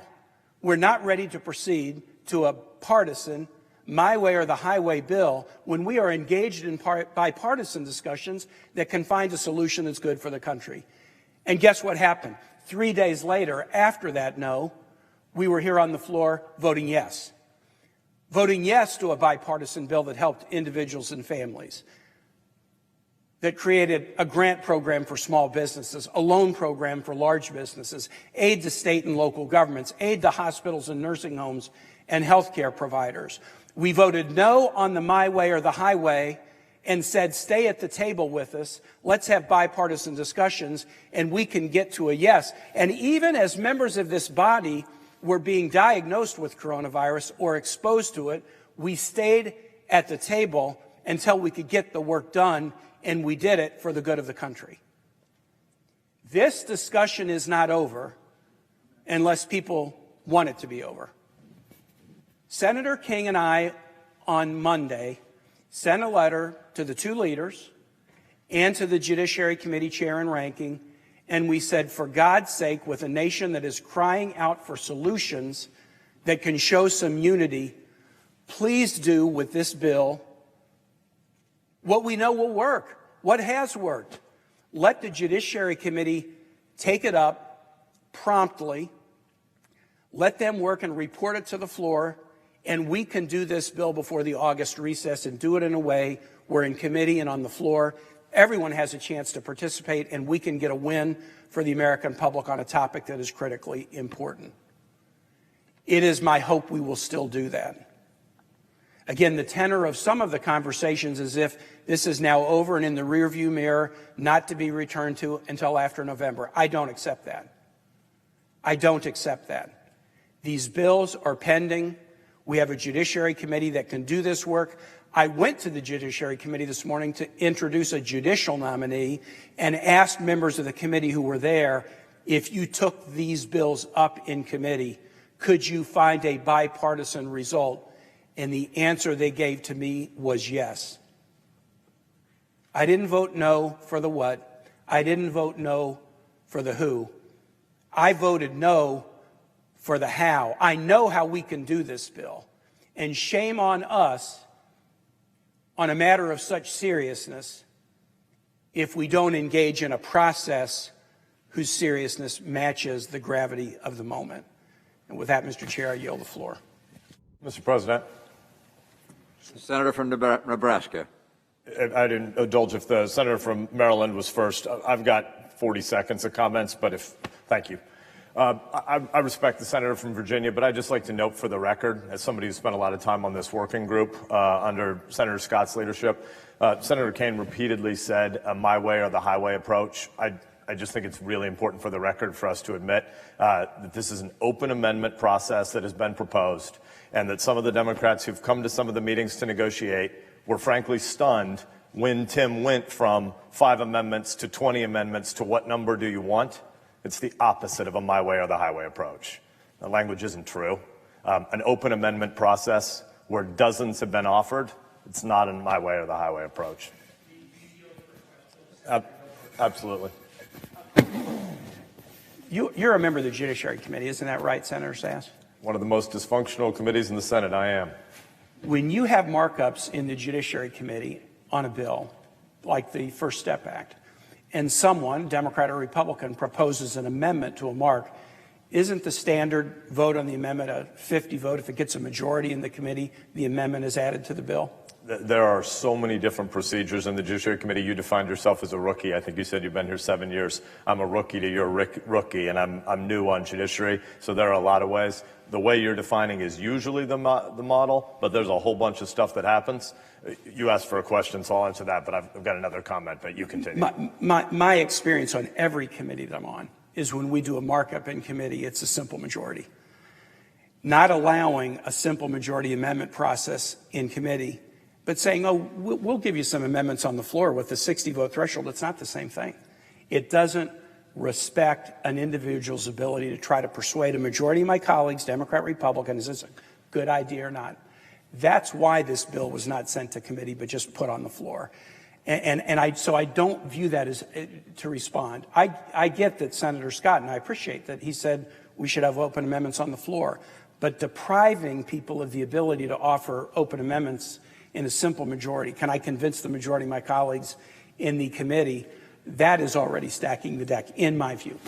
Sure, you and I will continue this off the floor, but I told the senator from Maryland I'd get out of his way faster, so thanks for your question. Madam President.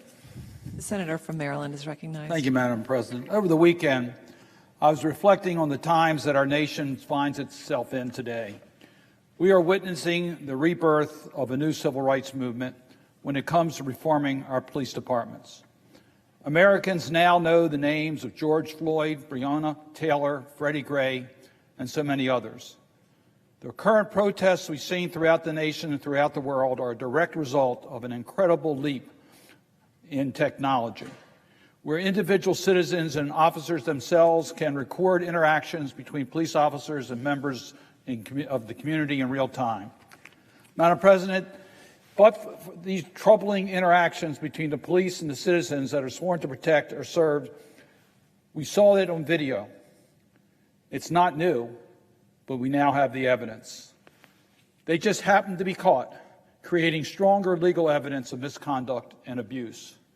Today, as our nation experiences yet another civil rights movement, this time during a pandemic, I want to share with my colleagues some words of inspiration I often turn to in times of trouble. First is the Constitution. We, the people of the United States, in order to form a more perfect union, establish justice, the first mentioned in the Constitution. So let us think how we as the United States can help to establish justice, as we are exhorted to do by the Constitution, which we are sworn to uphold and defend. The second set of words I would like to share with you are from my colleague and dear friend, the late Elijah Cummings, who represented Baltimore in the Congress for many years. Representative Cummings gave the eulogy for Freddie Gray in 2015, who died after being arrested and taken into police custody.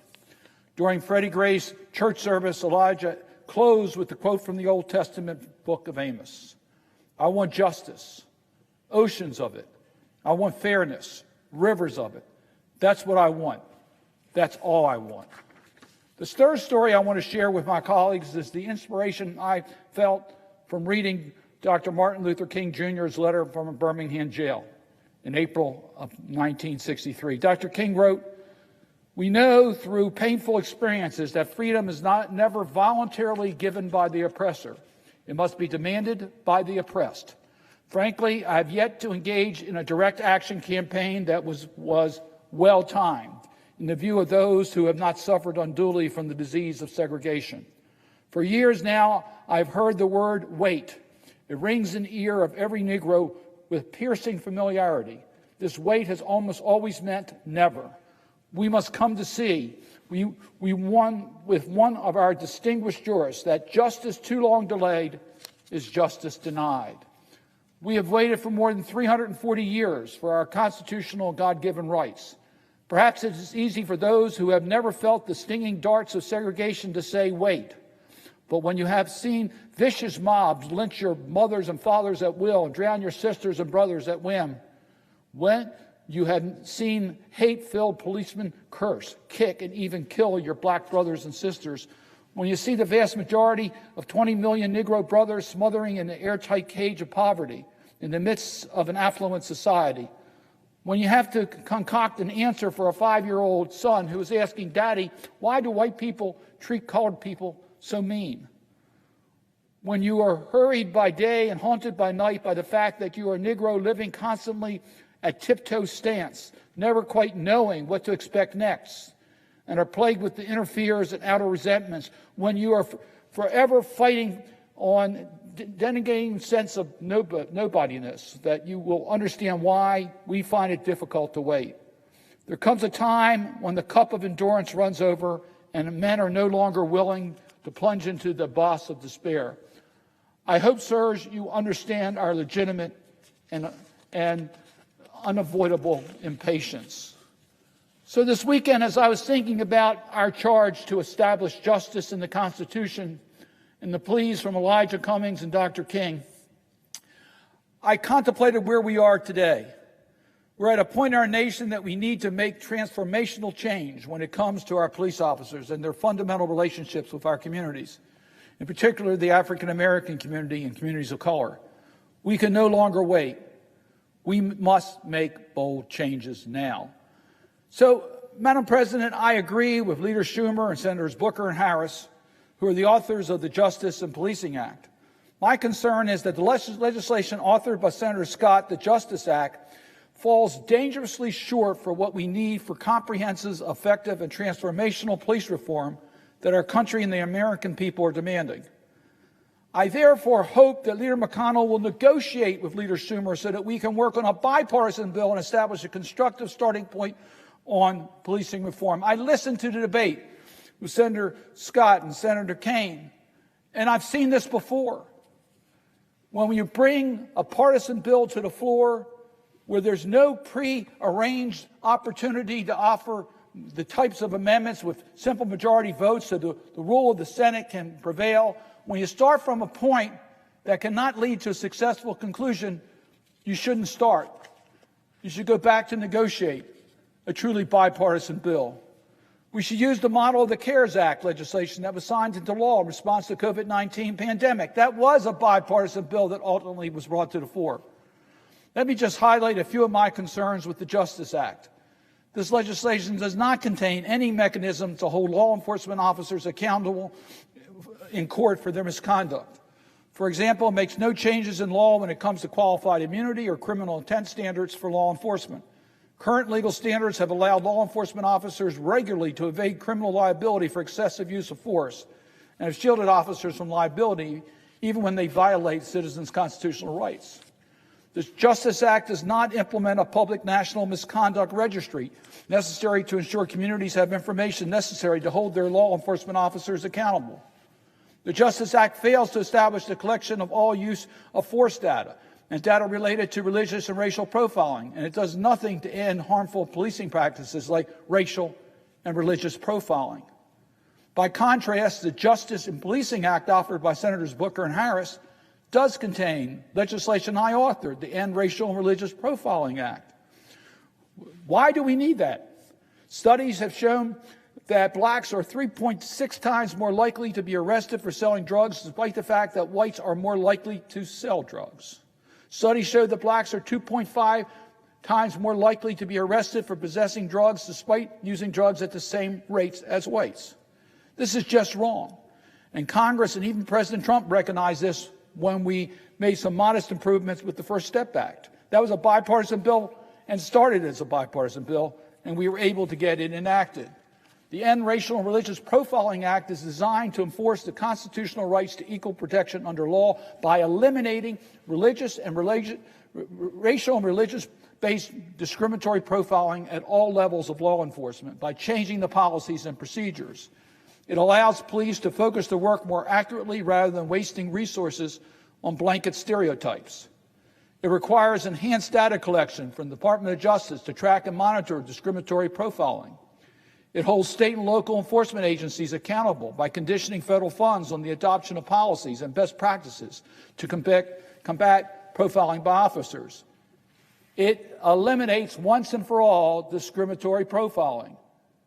It's in the in the Booker-Harris bill. It's not in the Scott bill. The underlying Justice Act does not include any real national standards for law enforcement. By contrast, the Justice and Policing Act contains legislation I authored, the Law Enforcement Trust and Integrity Act, which takes a comprehensive approach on how local police organizations can adopt performance-based standards to ensure that instances of misconduct will be minimized through training and oversight. That legislation takes steps to mitigate police violence by designating resources for community development and the transformation of public safety practices. In Baltimore, we have an ongoing federal partnership with city law enforcement and the federal Justice Department following the tragic death of Freddie Gray, Jr. This is an example of continued efforts to rebuild trust between communities and police and encourage the establishment of more effective police models. The legislation I described provides public safety innovation grants to help communities reimagine and develop concrete, just, and equitable public safety approaches. This is in the Booker-Harris bill, It's not in the Scott bill. The Justice Act does not adequately address the issue of no-knock warrants in drug cases, nor does it adequately address the use of chokeholds. Finally, legislation does not address the issue of establishing a national use of force standard. By contrast, the Justice and Policing Act changes the use of force standards for officers so that deadly force be used only as a last resort, while requiring officers to employ de-escalation techniques. Let me bring to my colleagues' attention a letter dated June 23rd, 2020, from the Leadership Conference on Civil and Human Rights. In that letter, that conference writes Congress, "We write to express our strong opposition to S. 3985, the Justice Act. The Justice Act is inadequate response to the decades of pain, hardship, and devastation that black people have and continue to endure as a result of systemic racism and lax policies that fail to hold police accountable for misconduct." The letter goes on to say abusive policing practices coupled with devastating state-sanctioned violence have exacted systemic brutality and fatality upon black people since the nation's founding. Police have shot and killed more than 1,000 people in the United States over the past year, and black people are disproportionately more likely than white to be killed by police. The current protests in our cities are a response not only to the unjust policing of black people, but also calls for action to public officials to be bold, comprehensive, and structural changes.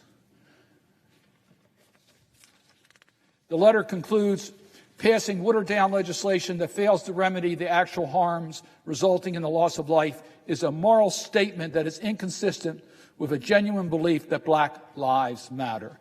Anything less than full support for comprehensive legislation that holds police accountable is inexcusable. So, Madam President, let me close my remarks once again by sharing some words from Dr. King from the March on Washington in 1963. In his famous speech at the foot of the Lincoln Memorial at the National Mall in Washington, D.C., Dr. King said, "In a sense, we've come to our nation's capital to cash a check. When the architects of our republic wrote the magnificent words of the Constitution and Declaration of Independence, they were signing a promissory note to which every American was to fall heir. This note was a promise that all men, yes, black men as well as white, would be guaranteed the unalienable right of life, liberty, and pursuit of happiness. It is obvious today that America has defaulted on this promissory note insofar as her citizens of color are concerned. But we refuse to believe that the Bank of Justice is bankrupt. We refuse to believe that there are insufficient funds in the great vaults of opportunity of this nation. So we come to cash this check, a check that will give us, upon demand, the riches of freedom and the security of justice. Dr. King continued by saying, we have also come to this hollow spot to remind America of the fierce urgency of now. This is no time to engage in the luxury of cooling off or taking a tranquilizer drug of graduation. Now is the time to make real the promise of democracy. Now is the time to lift our nation from the quicksands of racial injustice to the solid rock of brotherhood. Now is the time to make justice a reality for all God's children.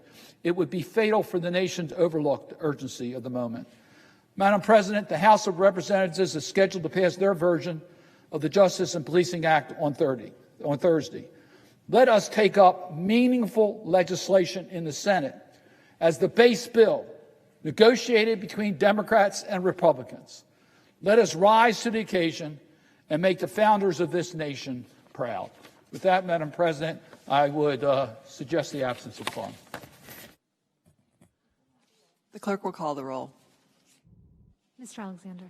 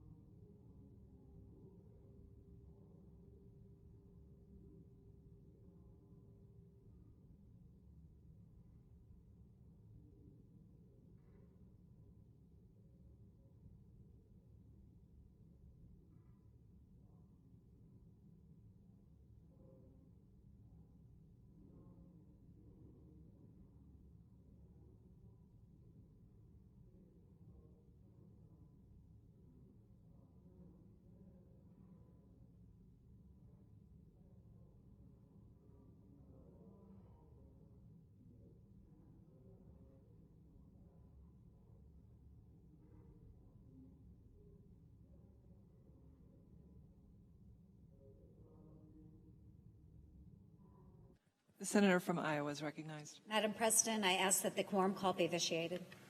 Without objection. Thank you, Madam President.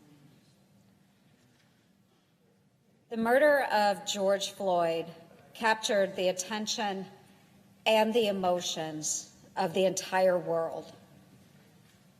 In the weeks that have followed, folks around the world have been crying out for a change, an end to racial inequality, and the beginning of a new era of justice, understanding, and healing. While sometimes uncomfortable, this conversation is much needed, and in my opinion, it is long overdue. And folks, it should not have taken the loss of a life for us to begin to talk and to listen and to learn. I grew up in a predominantly white community, but as a young woman, I was blessed, truly blessed, to live, learn, and work in communities that were rich in diversity. It is difficult to understand the unfairness someone faces due to their skin color, but we can make time to listen. I did this last week when I sat down with our own Senate chaplain, Barry Black. For those who do not know him, Chaplain Black is a remarkable and inspiring person. After serving over 27 years in the United States Navy, he now serves as a spiritual guide for senators and opens our proceedings every day with a thoughtful prayer. One of my favorite things he told me was about a lesson his mother had taught him. She told him that God gave us 2 ears, 2 eyes, but only 1 mouth, and we should use them proportionally. I believe the United States is by far the greatest country in the world, but that does not mean that we don't have past and current issues that we need to address. And let's be frank, it was not a single isolated event, the murder of Mr. Floyd, that incited the raw emotions that are still burning weeks later. In Iowa, Governor Kim Reynolds signed a historic police reform bill which will add additional accountability for law enforcement. This will benefit both the community and the police. And folks, here's what's remarkable about this new law. Partisanship wasn't a factor.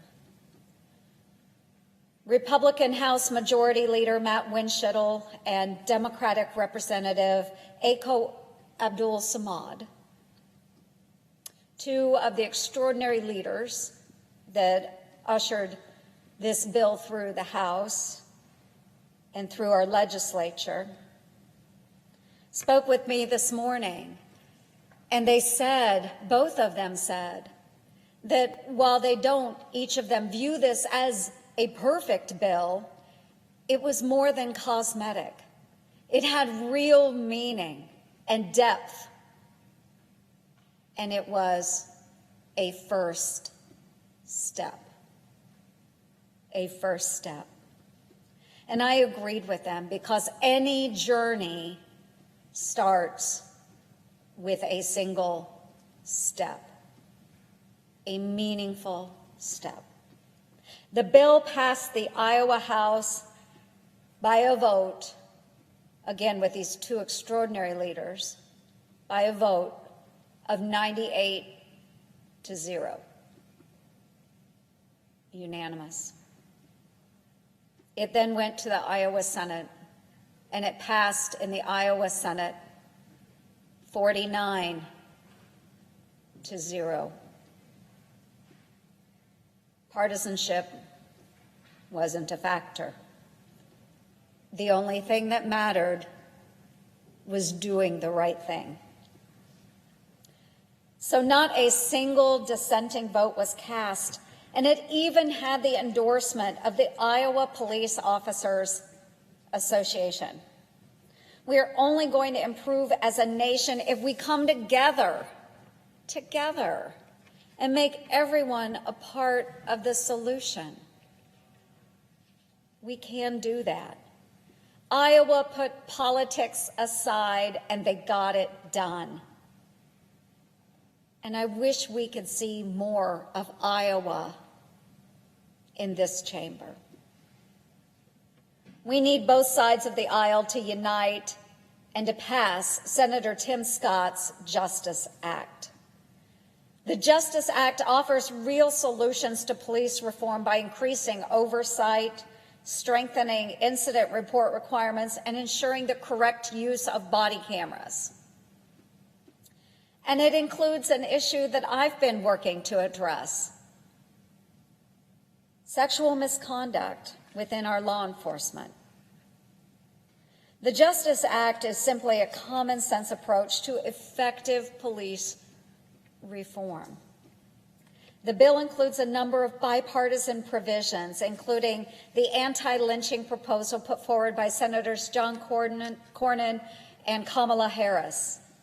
It's heartbreaking that the bill to address these issues was blocked by Senate Democrats. The Senate exists so we can debate these issues in a civil manner and reach a consensus so they aren't resolved in the streets.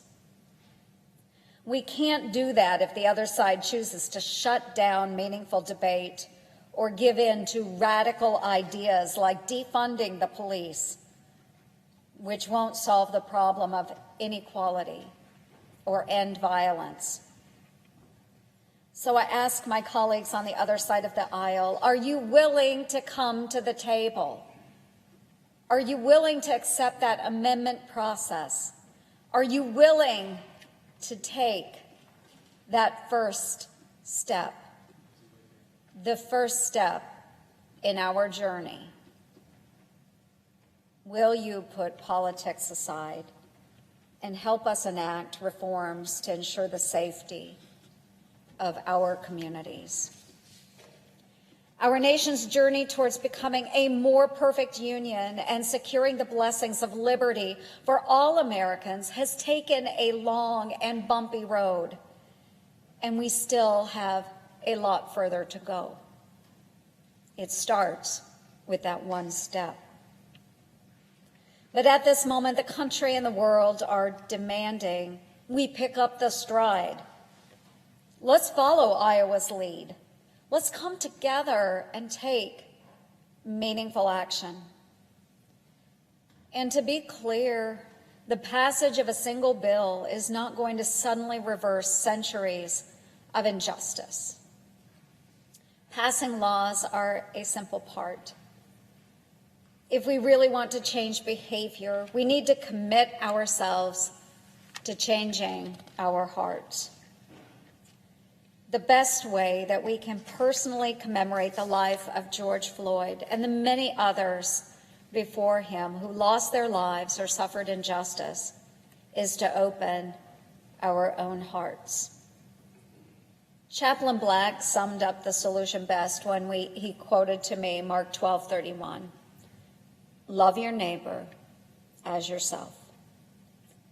It's both that simple and that challenging. So I'm asking all of us in this body to be more like Iowa. Let's find the solution. Let's take that first step and begin our journey together. Thank you, Mr. President. I'll yield the floor, and I note the absence of a quorum. The clerk will call the roll. Mr. Alexander.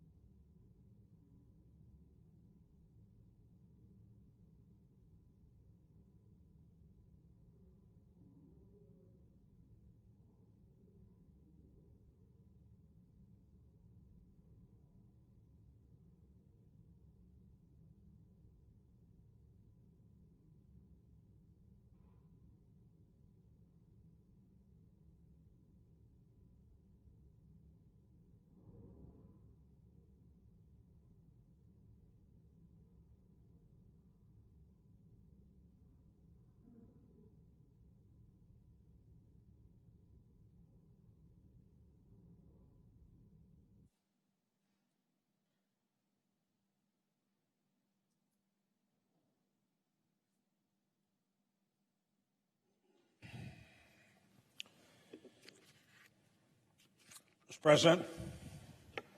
Senator from Missouri. Mr. President, are we in a quorum call?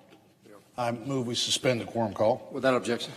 Mr. President, when I heard your comments earlier today, and I couldn't have agreed more of the importance of us dealing with the issues that were on the floor today that we failed to deal with. I heard our good friend Senator Scott's response to the way his hard work was looked at and frankly ignored. You know, when the Congress stops resembling an honest and open discussion of the issues, I think it gives us a lot to be concerned about. The solution should be the goal. When members of Congress are more interested in a bill that they believe to be perfect rather than seriously engaging in debate, it raises a lot of concerns about how we protect liberty and how we do our constitutional duty. I've been in Congress for a while, Mr. President, as some of my friends are more than eager to point out, and I've never voted for a perfect bill, ever. I've introduced a couple of perfect bills, but I've never voted for a perfect bill. I've never voted for a bill that couldn't be improved.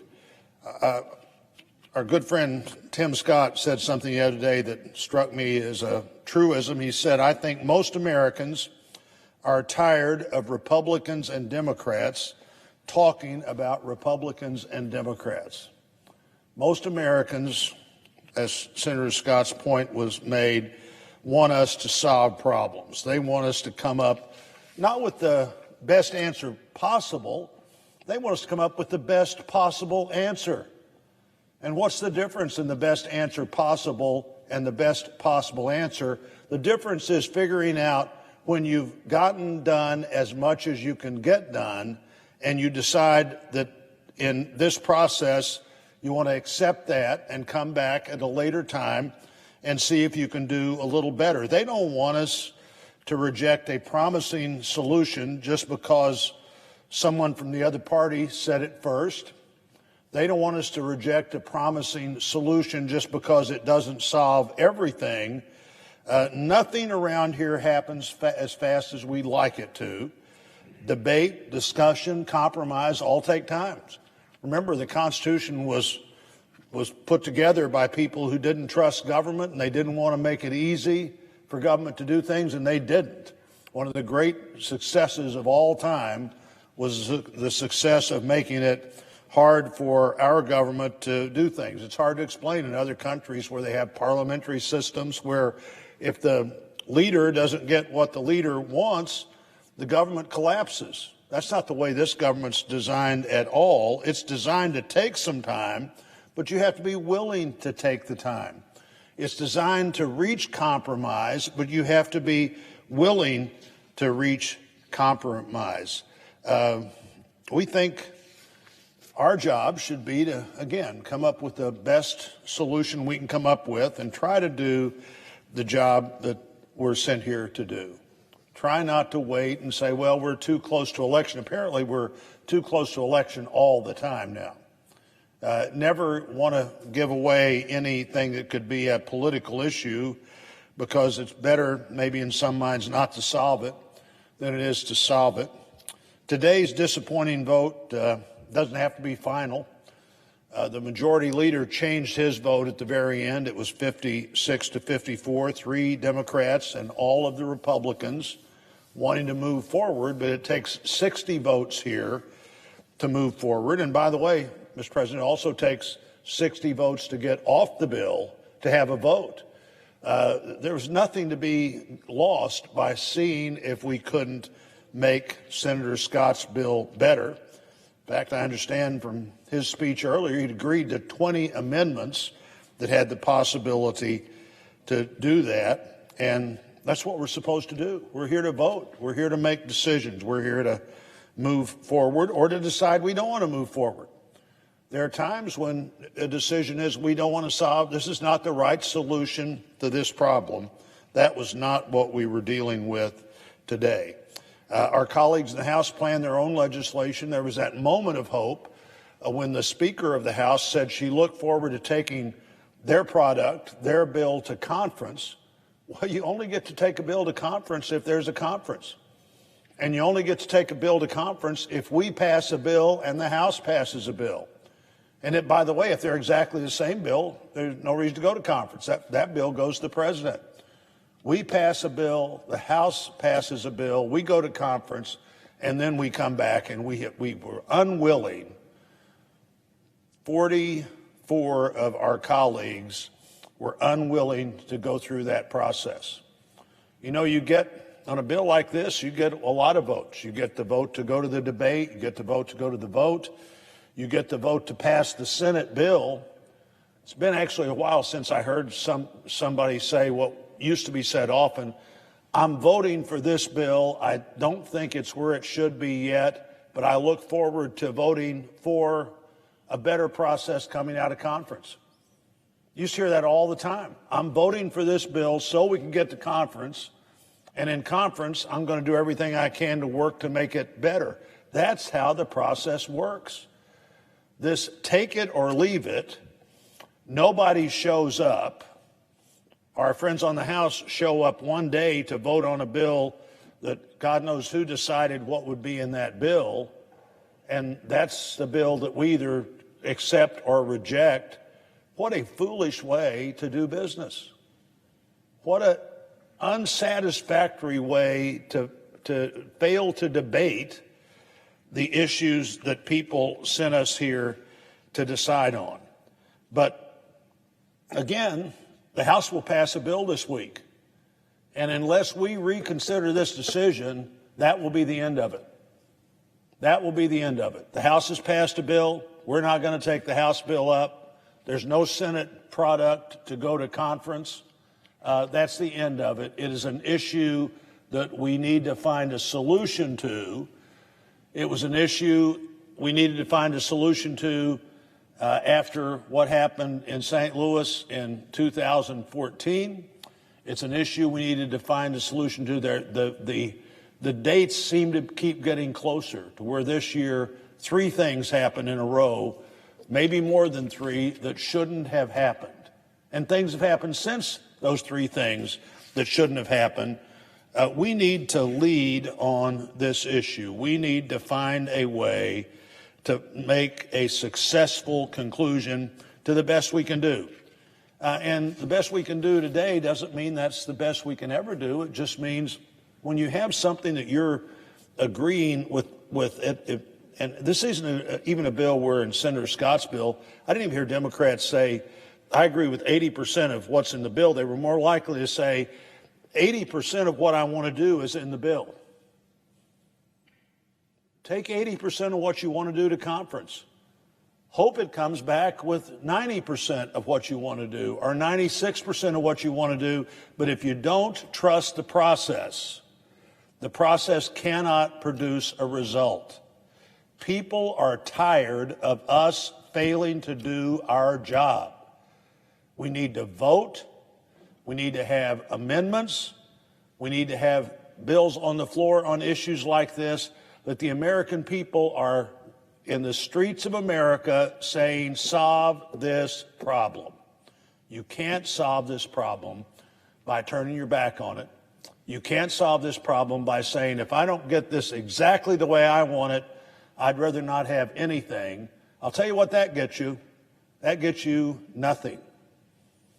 In a democracy, that does not work. If you're getting your way all the time at home, at church, at school, at work, in the Congress, there is something wrong with you. There is something wrong with you. Nobody gets their way all the time. Compromise is the essence of democracy, but you've got to be willing to go to the place where compromise happens. On this bill, that would have been a conference to see if we can't come closer to a bill that everybody believes is the best we can do. I think Senator Scott did a great job with his bill. I think Senator Scott thinks his bill could be better, but his bill is not the House bill, and the House bill is not going to be the final bill either. What a mistake, Mr. President, to walk away from the chance to solve a problem.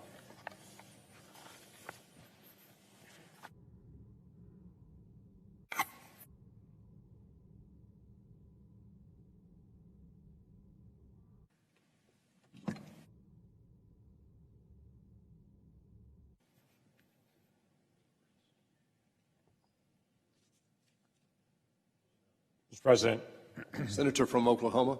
we just finished up a vote on the Senate floor where we fell 4 votes short of opening debate on a bill to deal with police reform. 4 votes short. We were 4 votes short of opening debate to discuss it. Every single Republican voted for this, and a handful of Democrats, but the vast majority of Democrats actually said no, we don't want to debate this bill. We will only debate the Pelosi bill when it comes out of the House. Well, that's absurd. That didn't happen, I can assure you, when Speaker Boehner was the leader of the House, that the Senate said, I tell you what, we're going to wait and see whatever Speaker Boehner sends over to Harry Reid, and Harry Reid would say, oh, yes, please, we'll take up whatever the Boehner bill is. That was never done, and they know that. This is such an odd, peculiar season in our country politically, and a painful season in our country culturally and practically. Our hope was to be able to have a real debate on a real bill. I was part of the team in writing this bill. This bill was a genuine push to be able to reform how we do police work and to increase accountability and transparency across the country. The bill that we just needed 4 Democrats to join, just 4 Democrats to join to be able to open up for debate, would have banned chokeholds across the country, would have required the reporting of all serious bodily injury or death in police custody from everywhere in the country to start tracking all of this, would have gathered information on no-knock warrants all around the country to start tracking this information to see if they're being abused, would have put more body cameras on the street. This bill that we just needed 4 Democrats to join us on, just 4, would have put $150 million more in body-worn cameras all over the street, and wouldn't just put those body cameras on the street, it would have also put new requirements to be able to make sure they stay on, which has been an issue. This bill that we just needed 4 Democrats to join us just so we could debate it, discuss it, and amend it, would have had a whole new system tracking complaints, discipline actions, would have pulled together records for law enforcement officers to make sure that they would have had those records, their commendations, and their discipline travel to the next department with them. So before an officer leaves one department and goes to the next, all the records are made available to the next department so that we don't have a bad apple moving department to department. This bill that we just needed 4 Democrats to be able to join on with us, any 4, just so we could open it up and debate it and amend it, would have changed a system on a duty to intervene,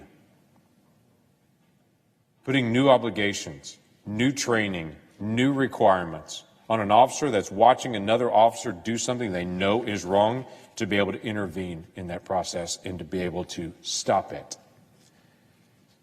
A national commission to be able to pull folks together to be able to get the best ideas from around the country, to be able to gather best practices that have happened.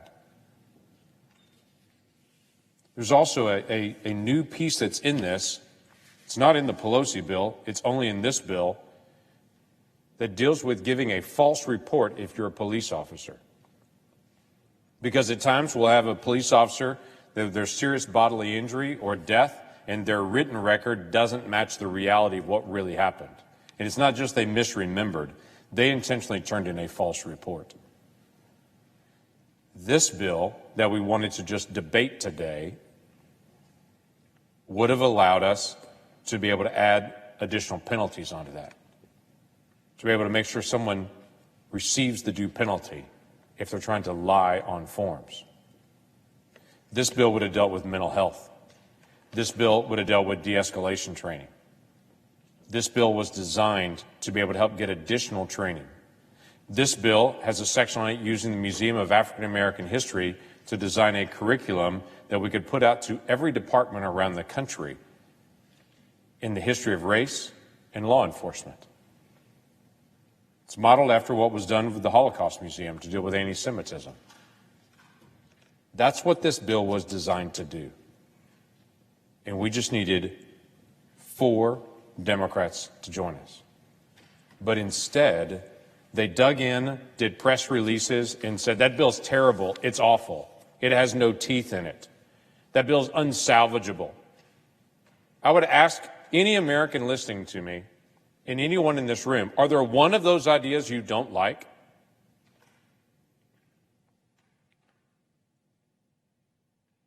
Then the conversation was, well, we're not going to have an open enough process.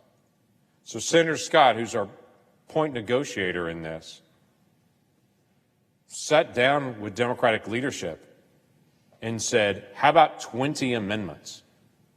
20 amendments on this bill. So if you want to bring something up to be able to amend it, change it, great. They said no. Because their desire is only Speaker Pelosi's bill or nothing. I think that's exceptionally sad. Because we've been through this journey so many times where we'll see a black man be killed and we'll all watch the footage and the whole country rises up and Congress starts debating and then it stops. And it stops because of silly stuff like this, where people dig in and say, if you don't do it entirely our way, then we're not going to do it at all. Because it's not about solving the problem, it's just about prolonging a problem, and so you can make it a political issue when families out there want this solved. All of those things I listed are all out there. Now, there's 2 things that I've heard to say, well, we're not going to take every bill, we're not going to debate it, we're not going to discuss it, we're going to block it from even coming to the floor, which is what happened today. The 2 issues that I've heard is, you know what, I really want us to go to committee. I want a committee to look at this, take some time, go through this. That's a fascinating argument. And I wish it was true. Because 2 weeks ago, the discussion was, we need to get on this as quickly as possible until we actually put out a legitimate bill. And then my Democratic colleagues said, well, there's a problem with how you're putting it out. We're going to debate it on the floor. I'd rather debate it in committee and then have the floor just bring it, but not debate it on the floor. I don't want to debate it out here. Let's debate it over there. No one's buying that argument. No one's buying that. If you can put 20 amendments on this, that's what would happen in a committee. Let's bring it. Let's talk about it. Everyone sees what that is. Shuffling bills off to committee is about delaying and stalling. And let's delay this out because they know, okay, we won't get it this week and they'll delay it out. And then it's after the 4th of July. And when you come back from the 4th of July, we have the coronavirus bills they know. We have the appropriation bills that they know. And so it's like, okay, so it won't happen there. And so then there's the August gap and then it'll move to September. And then what they're trying to do is try to get it closer and closer to the election and then make it a big election issue about it and say those crazy Republicans won't resolve this. Get it close to the election and make it an election issue. Hello? Why don't we just solve this instead of dragging the country through something we all know key ways to be able to solve? So our 2 issues that we know of, one is a purely political issue. Stall, delay, try to get this closer to the election, and then divide the country. The second one deals with an issue on whether police officers should not only face criminal liability, they should face civil liability as well. And you hear this get kicked around all the time in all kinds of different terms. Speaker Pelosi's bill says not only put that police officer in prison, which they deserve, they murder someone, commit a crime, a police officer is as liable for the law as everyone else is. And if they're not, they should be, and we should fix that.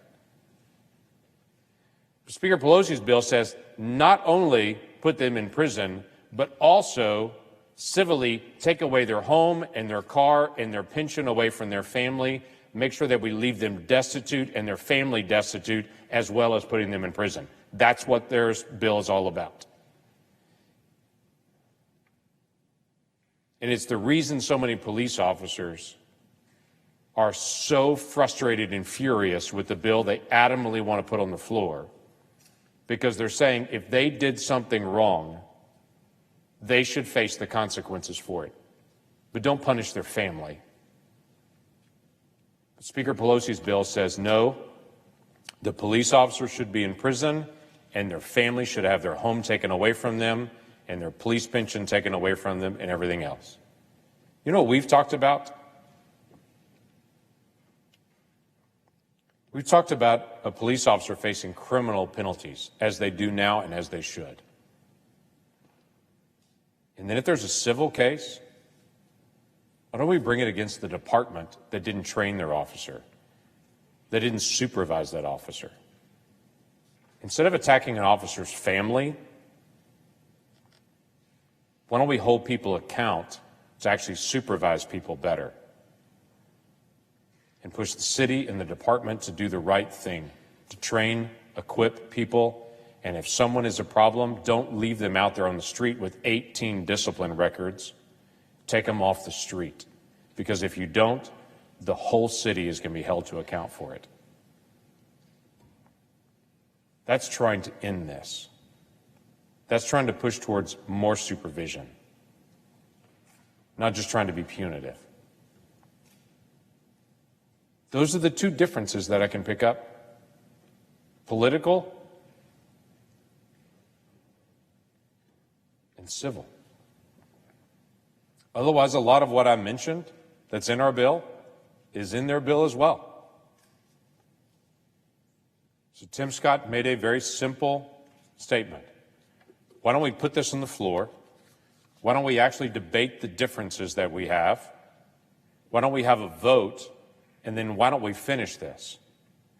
Leader McConnell dedicated this week and next week to this bill on police reform, to give 2 weeks to do all kinds of amendments, all kinds of debate.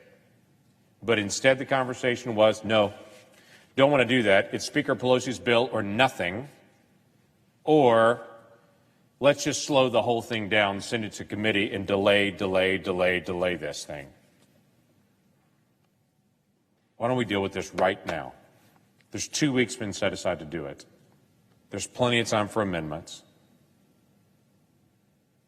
Why do that instead of just blocking a bill?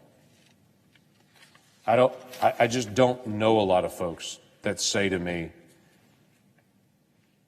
I really don't want there to be more body cameras on the street. I don't want more oversight on law enforcement when they turn in a false report or when they turn off their body camera. I don't run into a lot of people that say, I want to just go ahead and leave the system the way it is, that we really don't know what's happening in a police department when there's bodily injury and harm. I meet a lot of people say, those things make sense to me. Why don't we do it? Which unfortunately is my same question today, standing on the floor of the Senate. Why don't we do it? With that, I yield the floor.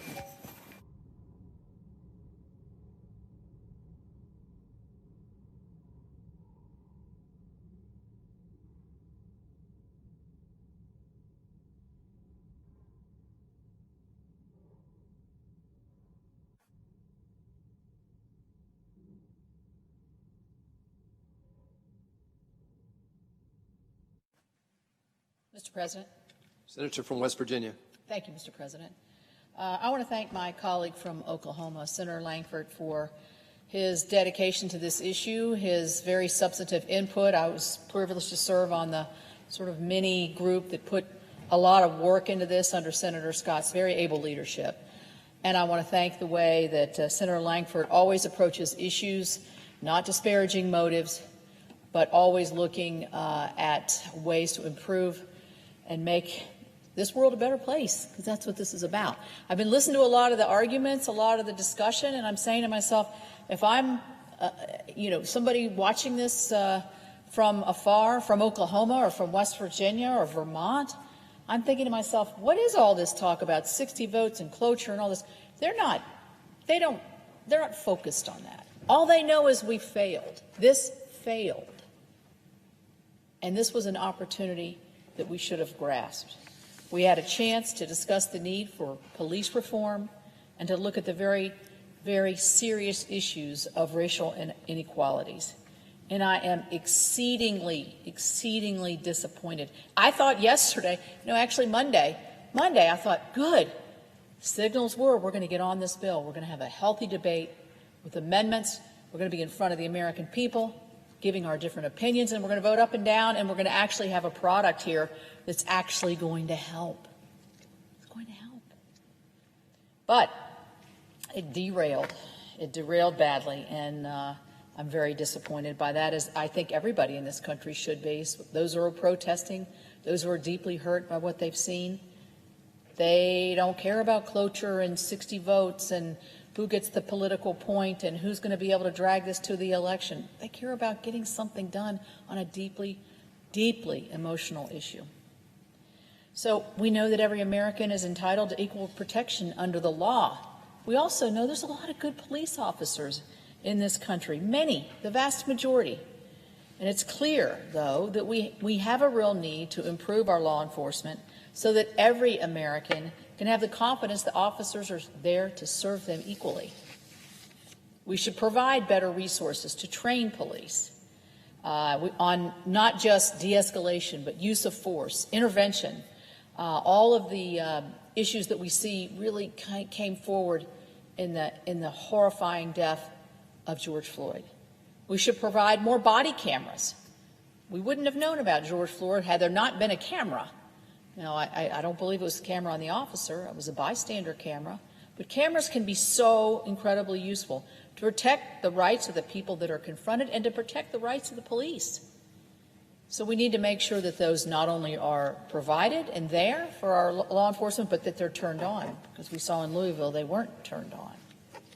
We should make sure that bad police officers can't get passed from department to department, and that their disciplinary actions and their records, employment records, are there, kept either locally, or the Pelosi bill says kept at the state, or the president says kept in the federal. Anyway, in any event, kept for the transparency that we need. And we should eliminate the use of chokeholds by officers unless the officer is in a situation where he can't get out of it. But quite frankly, I'm for banning them in any circumstance. Those statements are really not very controversial, and most Americans really agree with them. And how do we know that? Well, because both the bill introduced by Senator Scott and co-sponsored by 47 Republican senators, and the bill introduced by Senator Booker and supported by many Democrats included these provisions in each one of their bills. Now, we have a nonpartisan Congressional Research Service that we rely on for nonpartisan advice. The quotes from their report in comparing both bills, quote, both bills seek to establish best practices for law enforcement officers and train officers in areas on the use of force and racial bias. Both bills. Both bills would seek to increase the use of body cameras worn by state and local law enforcement. Both bills. Both bills would contain provisions designed to enhance transparency concerning records of misconduct by law enforcement officers. Both bills. Both bills include provisions designed to limit the use of chokeholds by federal, state, and local law enforcement, though the two statutes do differ in the breadth and approach. What happens when we differ in the House? We go to conference and we work out our differences, but we're not having that chance today. Given these areas of common ground, it should have been easy for us to come together and to pass that motion to begin the debate on the Senate floor. That's what we're supposed to do. There are major differences, a few major differences in the bill, and this is where I think the American people would have really tuned in to the debate. We know that there's a difference on qualified immunity. Let's have the debate. Let's have the debate. Had we moved forward, I think we could have ended up with a bipartisan bill that could pass both the House and the Senate and signed into law. But as we are now, you know what we've got? As Senator Scott said in his speech he gave about an hour ago, nothing. We have nothing. We have people on the streets of every town in America begging us to do something positive to help the situation. And today, crickets, nothing, because we couldn't get cooperation. It would have made significant progress. I heard Senator Scott say, and I didn't realize this till I heard him say it on the Senate floor, 20 amendments and a manager's amendment he offered in conversations with the other side. And again, nope, nothing.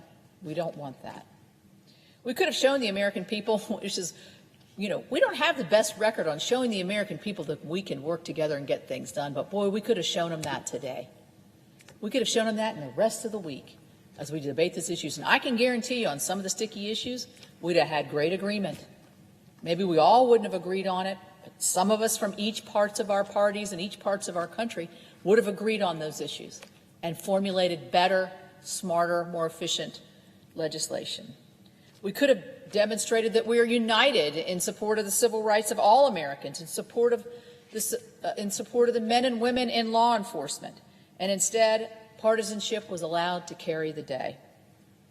It should be clear, because I think it should be to the American people, that this motion that the other side says we don't have a seat at the table would have provided the world stage for their seat at the table to debate this issue. We need 60 votes to continue, and here I am talking about the technicalities of how to get it done. But there would have been an enormous amendment process that probably would have been quite lengthy and very, very, I think, beneficial. So I am really disappointed.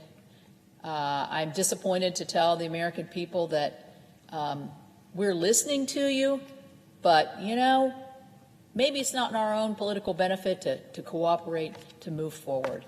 So let's just draw it out, as Senator Lankford said.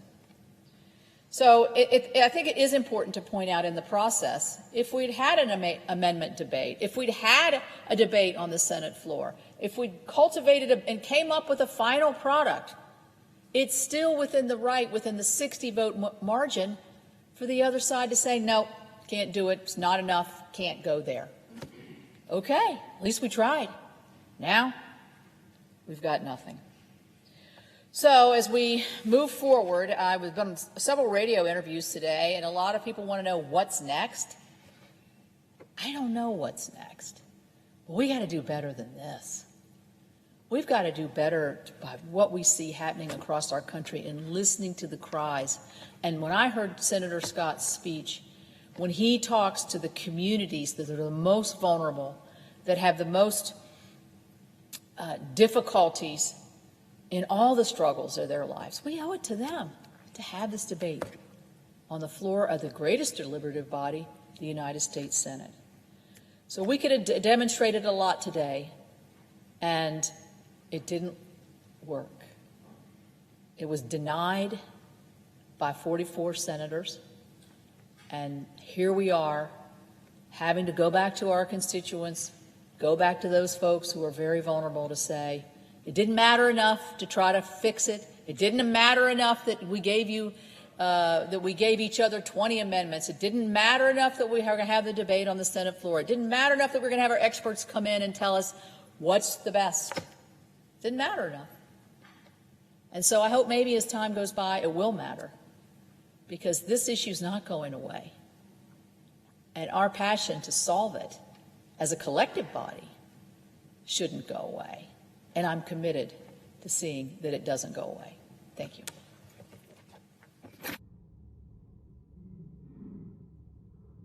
Mr. President. Senator from Vermont.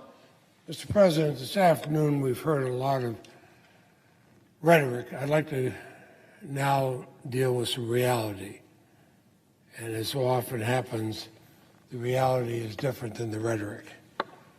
Since I last spoke on the Senate floor in the wake of George Floyd's murder, the American people's calls for justice and accountability have not diminished. Fortunately, they've grown stronger, and rightfully so. And even since then, our nation has had to confront yet another needless killing of an African-American